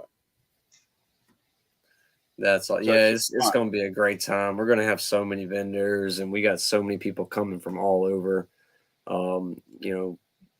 From ghost hunting housewives to the Paraflix to I believe we got Southern Heat Paranormal coming back. So many. I can't even remember everybody, and I'm sorry that I don't. But we have so many people coming. Yeah, I believe Jeremy's coming back, and Sarah, I believe, is coming back as well. So many people, so many people, and it's just it's growing and growing. At the website I've got running down below, laspirits.com, they can find information about this Paracon at that website, can't they? They should be able to find some information on it there. The best place to keep up with everything we are doing, though, is on Facebook's Louisiana Spirits on Facebook. We have YouTube. We have TikTok. We're pretty much everywhere, just about. So if anybody wants to get tickets, I'm sure you got. You're not limited on the tickets you can sell, are you? No, not for any of like the general admission or anything. We were limited on the VIP. I believe we're sold out of VIP. If we have any left, it's very, very few. But you can get tickets at Eventbrite, online at Eventbrite, and it's Paracon 2025, Cajun Country Paracon. Cool. And like I said, I will be staying down there for the weekend, and I've got the VIP, so I got a table, and I'll be on the ghost hunt with this new ghost box. It's built a little bit differently, and then just a radio, it's not an SB7. Right. I Got can't wait to check it out. Cute little custom made ghost box. And I got one a little showy. It's actually got a light that flashes, and it's got, colorful. Oh, yeah. Of course, that can work two ways. It can entertain people who want to be entertained. And let's face it, a lot of people that come to Paracon would like to be entertained. Right. But you can also get a ghost to play with any kind of light you have. And I'm bringing some older equipment that I helped develop years ago, and the patents off of it. And I believe one of the haunted housewives is a little bit technical in nature. I'm going to be turning some of the equipment, the older equipment, over to her so she can reverse engineer it. Ah. It's it works like a REM pod. If you touch it, the light will go off. Mm-hmm. But it's only $4. It was sold for $4 about 18 years ago. Nice. So if she could copy that, and it just clips on a 9-volt battery. And I've had ghosts play with it before. So she's going to be looking at that and see if she can reverse engineer and maybe have some equipment. Plus, I have something called cross spectrum lighting, which nobody's ever heard of. But what it is, it's got a bank of IR lights, a bank of UV lights, and in between, it's got a red light that is just into human visual range. It's almost infrared, not quite. You can see it. And it's got basically a black light. It's LED lighting. It's almost like a black light where it's out of the UV spectrum just enough so you can pick it up. And the other one's a middle of the spectrum green light. But it gives you a twilight that you can actually see where you're going. You're not barking your shins against every piece of furniture in the room. Because total darkness is fun on TV, but a shadow figure can be standing beside you holding your hand and you'll never see.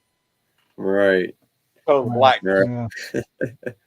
Yeah, and then you're freaking out because you feel it next to you, and everybody's like, well, what is he freaking out over? Right. Well, you can't see it. It's dark. But if you're in a white light room like all three of us are in right now, right, even something that generates its own light, you can't see it because it's too bright in the room. Yeah. So I like to bring it down to a twilight and use cross spectrum lighting. And that way, if it reflects UV light, I see it. if it reflects IR light, I see it. Not bad. And I don't know if you know this, but the reason red lights are green and red lights will dilate your eyes because they have a long wavelength. Mm-hmm. Green lights will not affect your eye. Yes, to try to So catch you. if your pupils open up and get dilated a little bit because of the red light, the green light won't change it, but you give you a little bit more light so you can again not bark the shins. Yeah. And y'all have been both, I imagine, with your experiences, been in dark tunnels and dark rooms where you found every piece of furniture in the room with your kneecap. Yep. Yeah. We try to keep mindful of where we are, not walk around too much, but yeah, it does happen. Yeah, we usually lights out when we're not moving around, I guess. Yeah. No, we'll get all situated where we kind of want to be, and then we'll go lights out. But yeah. Oh, so y'all do things kind of like I do. I usually walk through one time and find the room where I want to be, and I spend about 85% of my time in that one room. I find the room or the area that is calling to me in the sense of I feel like there could be something or this is where I want to at least start my focus on, and then wherever the investigation brings me, I'll go from there. If I need to go into another room or try another room, I will. But I mean, we for the most part we move around a good bit. Yeah. We'll go from room to room. How about you, Jacob? You still moving around a lot, or you try to stay in one area? I mean, we move around. I think me and Steve, I've probably been in most of my investigations with Steven, so we kind of do the same thing. I think a lot of times we'll have people in one room, somebody else in another room, and then we'll kind of swap up just to get different interactions with different people. I end up hanging around one room because I have very old legs with titanium and plastic knees. So if I stand up for too long, I've got to sit down. So I find someplace with a chair. Hey, you probably make a good weatherman, though, huh? Yes, I make a good weatherman. I also make a pretty good base person. If you've got that, you talk to the people that have to have the house or whatever you're investigating. Say, what's the least active room? That's where you want to put your base station. And I'm pretty good at hanging around the base. Maybe going into another room doing an investigation. Let's get tired to go back to the base room. Yeah. So do y'all set up a base room? Do y'all do that, or sometimes we'll tend to have like a certain area where we'll lay out all our equipment and get set up. I don't know. I guess it just depends on the location, really. Sometimes we're just winging it out of our backpacks or whatever, right? Yeah. We don't have a lot of equipment that like you set up and have a certain area where it's run into or something. Most of our stuff is kind of on demand with us. It's not. We don't have like, I guess, cameras running to a DVR or something where you have to have a base station to set that up. Well, Acadiana chapter does have a setup. They were able to fund a setup for that, but with how many teams we have, that pretty much stays with that team. Right. I have several cameras and some tripods. I do not have a DVR. I never made that kind of investment. I knew a guy in Chicago that, as of 10 years ago, he had $60,000 worth of equipment. That's money. Not a group. This was his personal equipment. Right. That's some money. Well, you remember the Paranormal Cops? It was one of the early shows that were on. I don't think I saw that one. No, It I'll was recognize it off here. it was 3 police officers from the Chicagoland area. They were actually not Chicago cops, but from the immediate suburbs.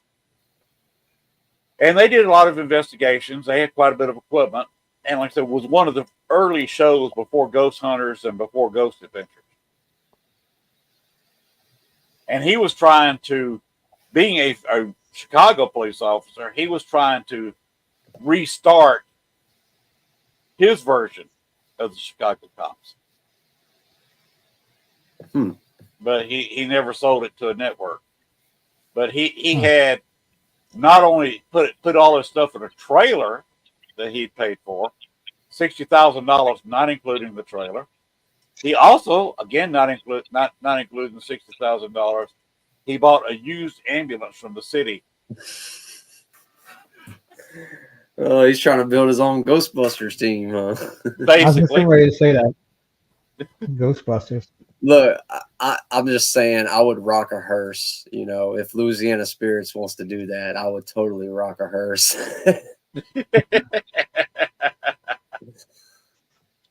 now in Chicago, there was a group that actually restored old hearses. That's cool. And they would sometimes show up if you invited them to your paranormal investigation. Oh, wow. They show up deep with them, huh? Yeah, sometimes in investigation, you have anywhere from 10 to 15 to 18 restored hearses out front. That's awesome. I love it. When you got that much population in a certain area, you can get all kinds of stuff. We've had rock bands. I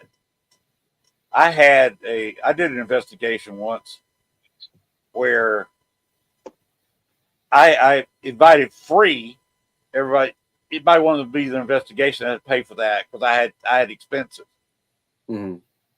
But for free, we had an attorney in Chicago show a slideshow of the area,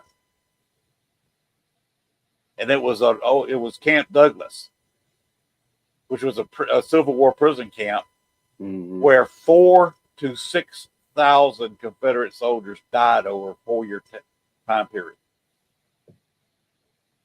He was nervous. He'd never done an outside slideshow in his life, and he had never been anywhere near the site showing his slideshow. So he's showing the slideshow and commenting on on what was going on. There was a archaeological dig going on, and next door, within 3 minutes walking distance, was where Stephen Douglas was buried, his tomb. And earlier in the day, they had his tomb opened up for tours. You could actually walk into Stephen Douglas Park, Memorial Park, walk into his tomb, and put your hand on his sarcophagus. Pretty crazy. And then if you pay for the investigation, that night we had an all-night dusk to dawn investigation of a lot of the area. Some of it we couldn't go into, but a lot of the area that was the prison camp. And in Ghost Box sessions, we got names, unit names from either Confederate units or Union units that were doing guard duty at the prison camp. That was a fun night. Yeah, that sounds like a cool night.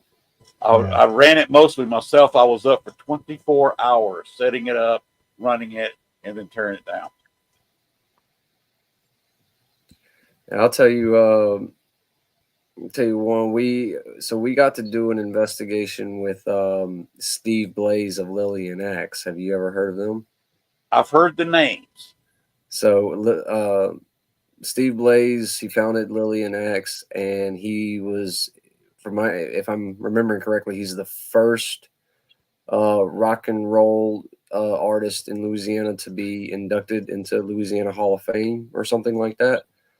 But we got to do an investigation with him at a private plantation called Sunny Slope. and it's actually not too far from here. We didn't get a whole lot of evidence, but it was kind of like what you're saying. It was just a really fun night, hanging out with some real cool people that, that been around and have done a lot as well.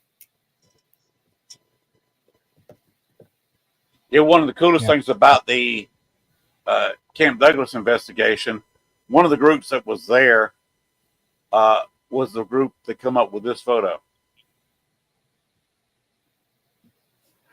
Hmm. Y'all ever seen that photo before? No. No. That is one of the most popular ghost pictures. In fact, look it up on Google, ghost photo, and that photo will come up. Wow. That's the white lady in Bachelor's Grove Cemetery. The guy took that picture. Judy Huff took it. Remember Dale Kazmarik's Ghost Research Society? And that was taken in 91, I believe, with 35 millimeter high speed infrared film. Oh, wow. Huh. It's pretty crazy. That's crazy. Yeah, I found out who it was. John Humphrey was the husband. Amelia is the lady, white lady. Huh. The reason she was there, May. Her firstborn child is buried to this day in Bachelor's Grove Cemetery. 1865. Okay. That was 2 years of research. Wow. To dig that out. This is why I do a podcast now. It took me 2 years of research and going in places that I can't get into now. Yeah. To get that. It's like we did.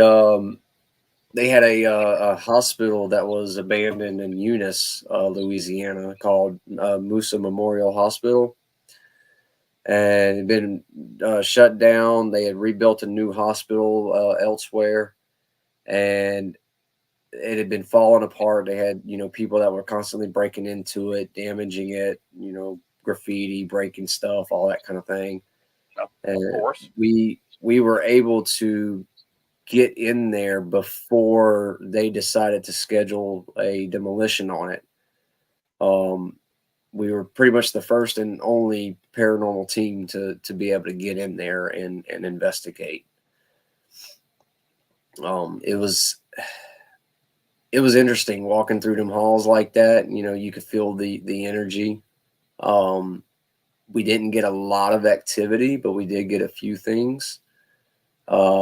And I don't know. To me, it was very saddening. It was kind of sad watching, looking at it, hearing the stories from previous people that had worked there, and hearing their stories of people that they saved or couldn't save, and just seeing the decay of the hospital at what it was at that point, and then knowing it's getting completely torn down. It's like all those stories are just getting swept away, Wow, that would be a sad situation.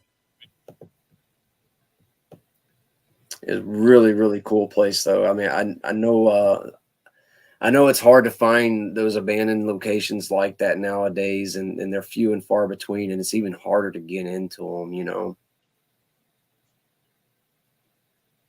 Yeah, that's like the one I was talking about earlier when I was hearing the footsteps thing and I thought it was a cop. Mm-hmm. I'm the only paranormal investigator to ever get in there. Because the building is for sale. It's abandoned hospital. It was used as a nursing home for a short time. And it's got asbestos in it, so nobody wants to buy the building. Yeah. If you want to come up here, you could probably come up here with $100 and buy the building. But in the contract, you would be asked to remove the asbestos and then tear at least part of the building down where the roof is gone. Yep. At that point, you might as well just tear the whole thing down. Yeah. So that's that place. So I kind of know what you're talking about. Two kind of similar places.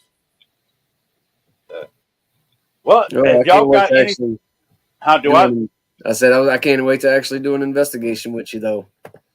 Yeah. Well, if you're there in next month, 21st, I'm gonna see. I'm gonna try to at St. make it. John's I'm Theater, gonna see what I can do on my end. But I'll be definitely have there. my team there. I won't be roaming around too much. If I am, I'll find a chair that I can carry around with me.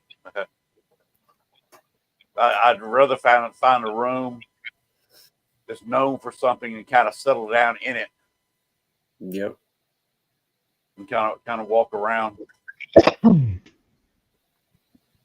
Because I'll have some cameras and got the ghost box. I got the echo box. So Good times coming. yes, I'm definitely looking forward to it. Definitely looking forward to meeting face to face. I've had them on the show before, but meeting the haunted housewives face to face. Yep. They're very sweet. They're very cool people. They seem to be. Like, I've never met them face to face yet, but that will happen next month. We had a good time what on are- Caravan. What are we talking about? About 5 weeks away now, aren't we? Yeah, from that one, yeah. And then in April will be here before we know it. Oh yeah, it's coming quick. Very quick. So I'm definitely looking forward to that. That is going to be a fun weekend. Well, if y'all got anything else you want to talk about tonight? I think I'm about talked out. I did 11 hours at work, and then with this, and I got to wake up for work in the morning. So I think I'm about talked out. I've got to be in a vehicle at 7:00 in the morning. Oh yeah, I got work in the morning. Same. Yeah. Fortunately, I'm not driving. I can sleep, I guess. I go down to Monticello. What was the first checkup on the eye? He wanted me to come in the next day, and so we can look at it again. Yeah, definitely take care of it. Yeah, he's a very thorough doctor. He's supposedly the best in South Arkansas. Okay, nice. They've got his own section at the hospital down in Monticello. So, he seems to have his act together, and he can do that surgery really quick. And does several every week. Yep. So, Jacob, you got anything else you want to say tonight? No, just have you ever investigated that the Crescent Hotel? I was just curious. That Ever heard of that? will be in the future. That's the Crescent. I'm in Southeast Arkansas. That's why I call my paranormal group of one CARC. Everything here is CARC. It stands for Southeast Arkansas. That's why I call it CARC-PS, Southeast Arkansas Paranormal Society. The Crescent is very much north. Yeah, it's we not stayed there too one far night. from the Missouri border. What I'd like to do, you've got a nearby battlefield, Pea Ridge Battlefield, which is kind of the corner of Oklahoma, Missouri, and Arkansas.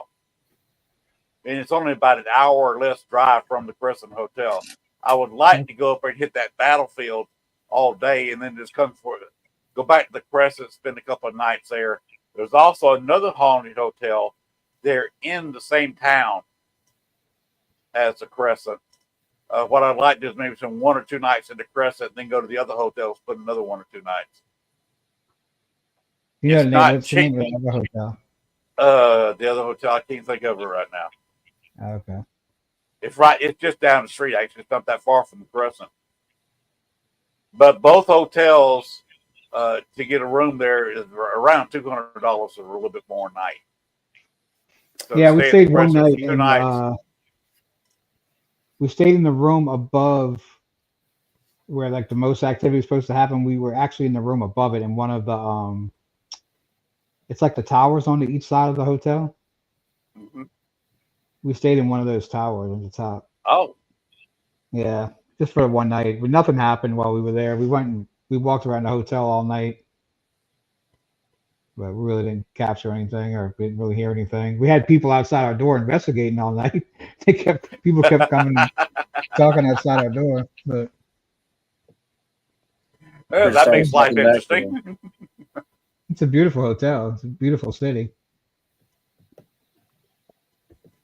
That's going to be on my bucket list. We'll probably take a week and go up there to that corner of Arkansas, which is the opposite corner of where I live.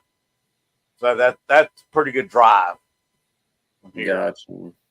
It'd be an all day haul to go up there, and probably check into the hotel, like I say, near the battlefield, because I want to hit Pea Ridge Battlefield.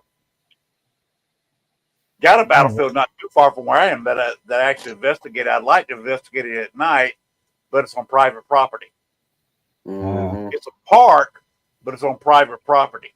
Yep. And I don't know how he allows you to come in there in the daytime and at least hang around, as long as you don't tear up anything, because they use it.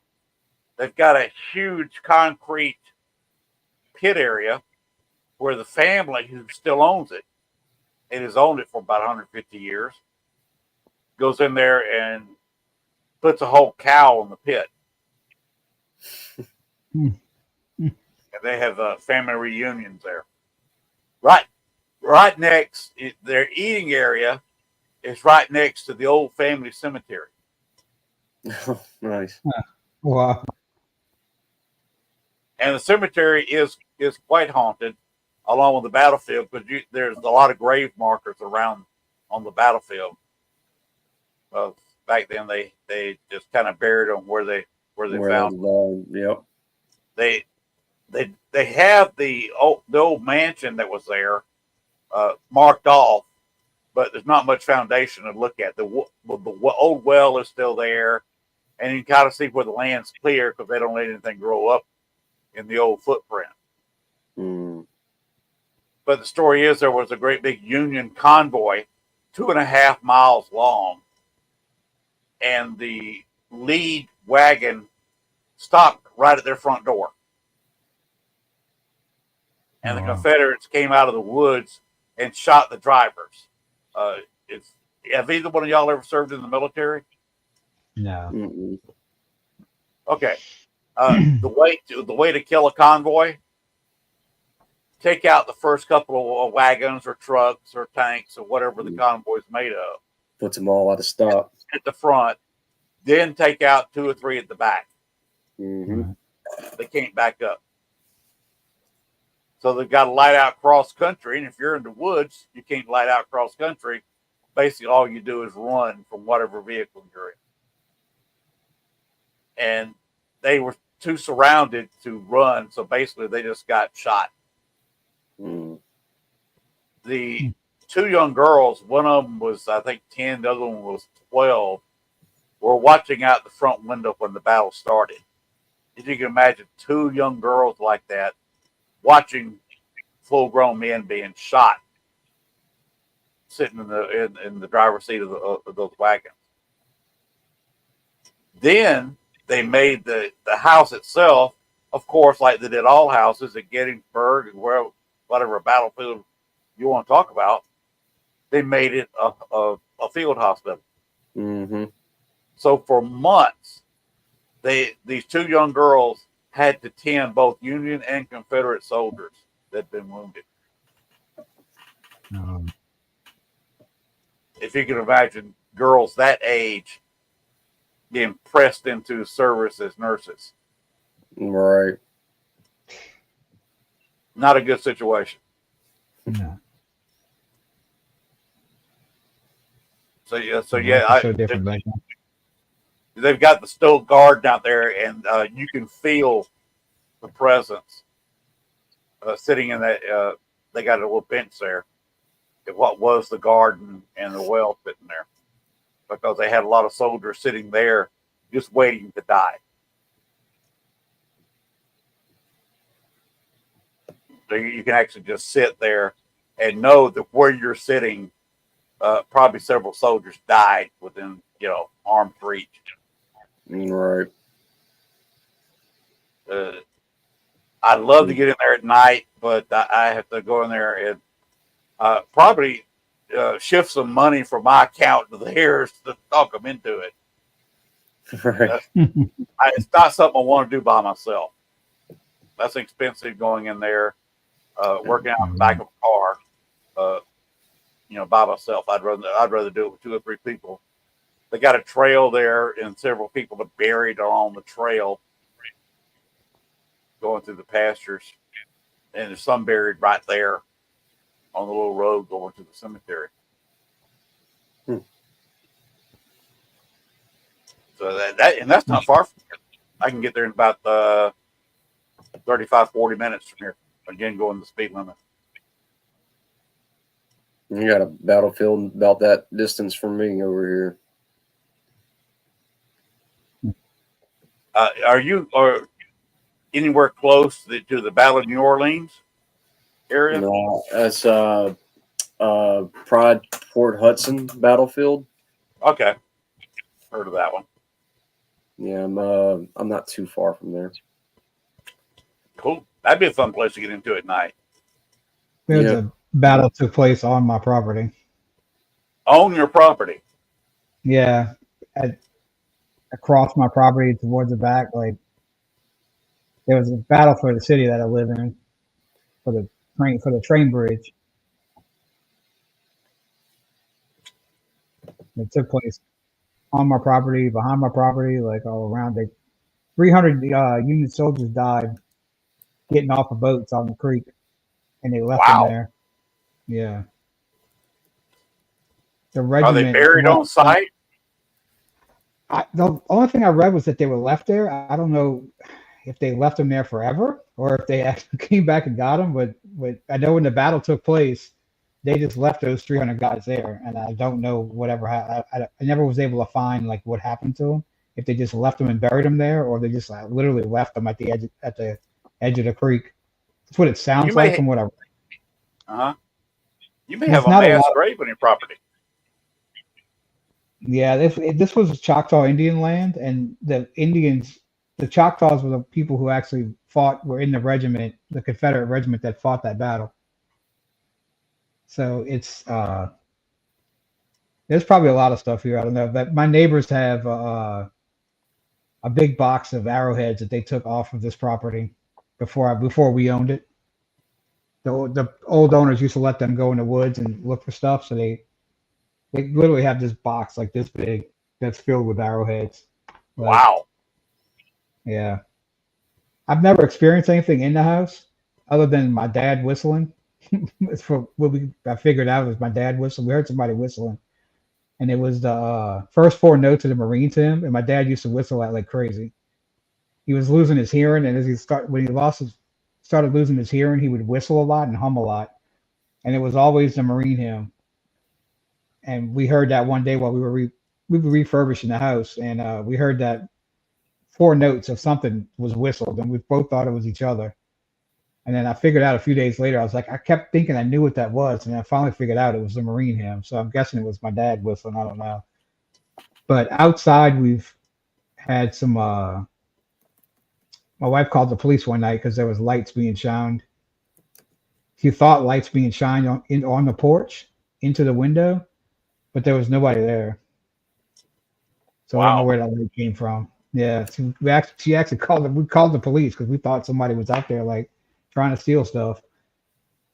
I get some what appears to be mist on my cameras outside. I don't know for sure if they are or not. Some of it could be bugs. Some of it's weird though. So, but that's the only. It'd be interesting going there with some ground radar. Yeah, I know. I wish I could do that. At first, I got to get through the woods. The woods is just crazy. Like I was saying, they're just like a jungle. Oh, you had to hack your way through to it? Yeah. Yeah, you got to hack. I mean, I've been trying to get to the creek. I live my property ends at the creek, and I've been trying to get to it for so long, but it's so there's so many down trees from hurricanes, and I guess the blackberry brambles everywhere. It looks like a wall, like there's one section that looks like the old Beauty and the Beast movie, Disney movie cartoon, where they have the vines come and take over build like that wall almost. There's a section that I got to that's literally like old blackberry brambles just piled on top of each other. Oh And wow! it looks like something from a movie. It's just all these. I got to take a picture one day. Next time I go back there. It's great. It's all old dead blackberry brambles, but they've just piled like grown on top of each other, I guess. And it's just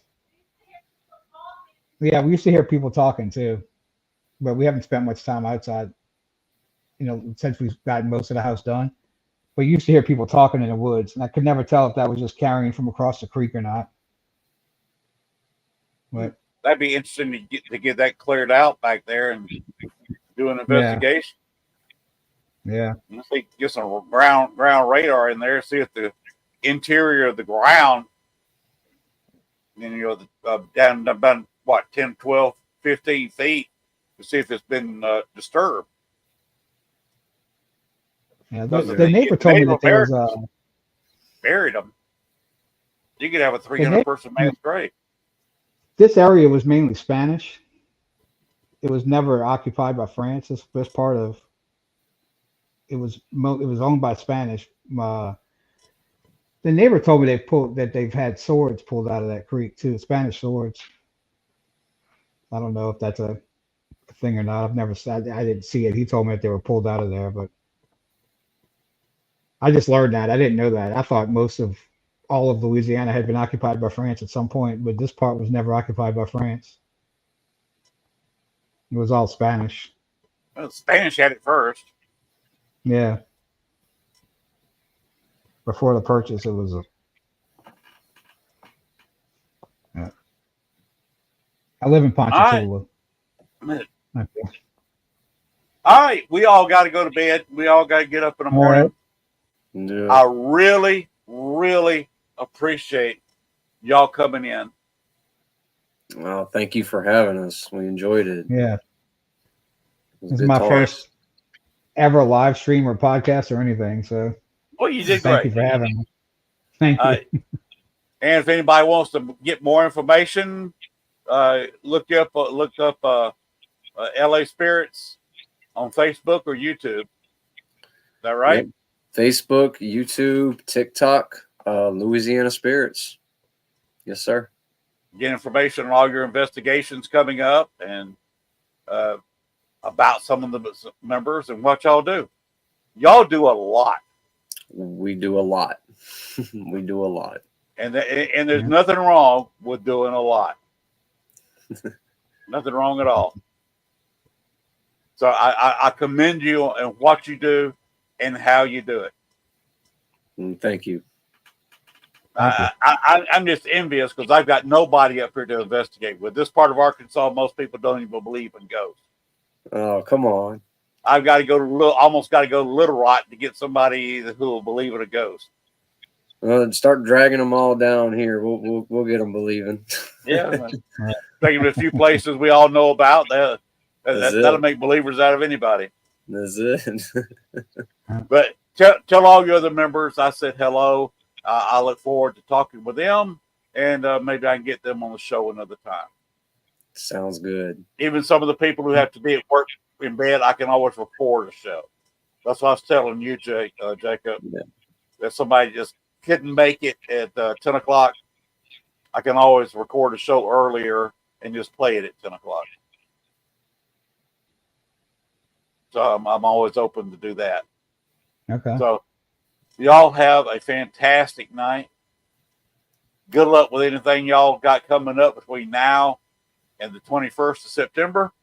And I'll see you then. Yes, sir. Right. Thank you. Yeah. If you got anything else you want to talk to me about, just give me a holler. You've got me We'll number one contact on Messenger.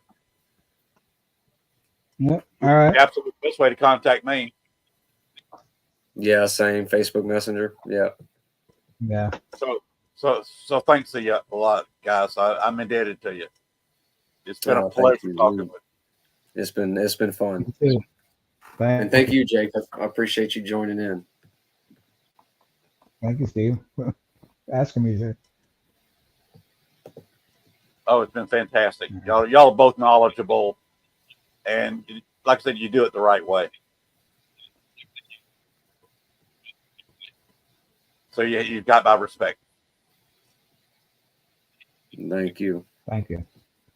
And good night to both of you. Good night. Good night. All right, that's going to be the end of our show tonight. We've gone, I can't read that, almost 2.5 hours. Time I get out of here. All right, we're going, like I said, we're going to get out of here. Not too much advertising wise. I need to show everybody because most things are, except this is coming up in Michigan.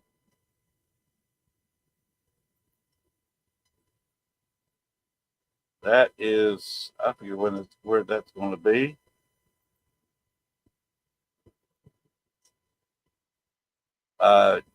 On Haunting Hunters Paranormal on Facebook, YouTube, all the usual places. And of course, Sidekicks Paranormal, where you got Mike and his psychic friend and Tarot with a normal.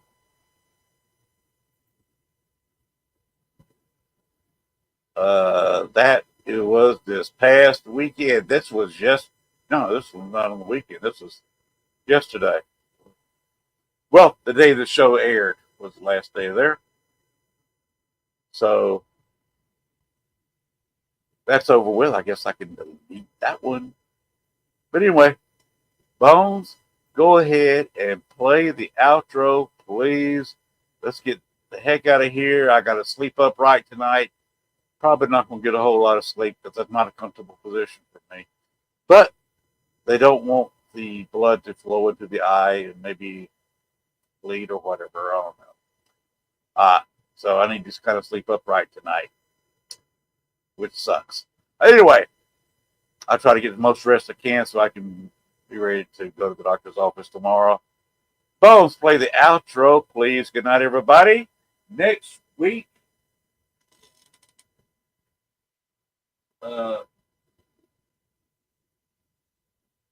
Rose Eckhoff will be the guest. Rose Eckhoff. Be next Thursday night. Outro, please.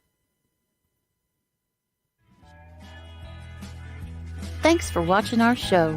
Be sure to tune in to next week as once again we journey way down south into Bayou Country for another heaping portion of Southern Fried Paranormal with Len Dorman and Bones. Make sure to like, share, and follow. Y'all come back now. You hear?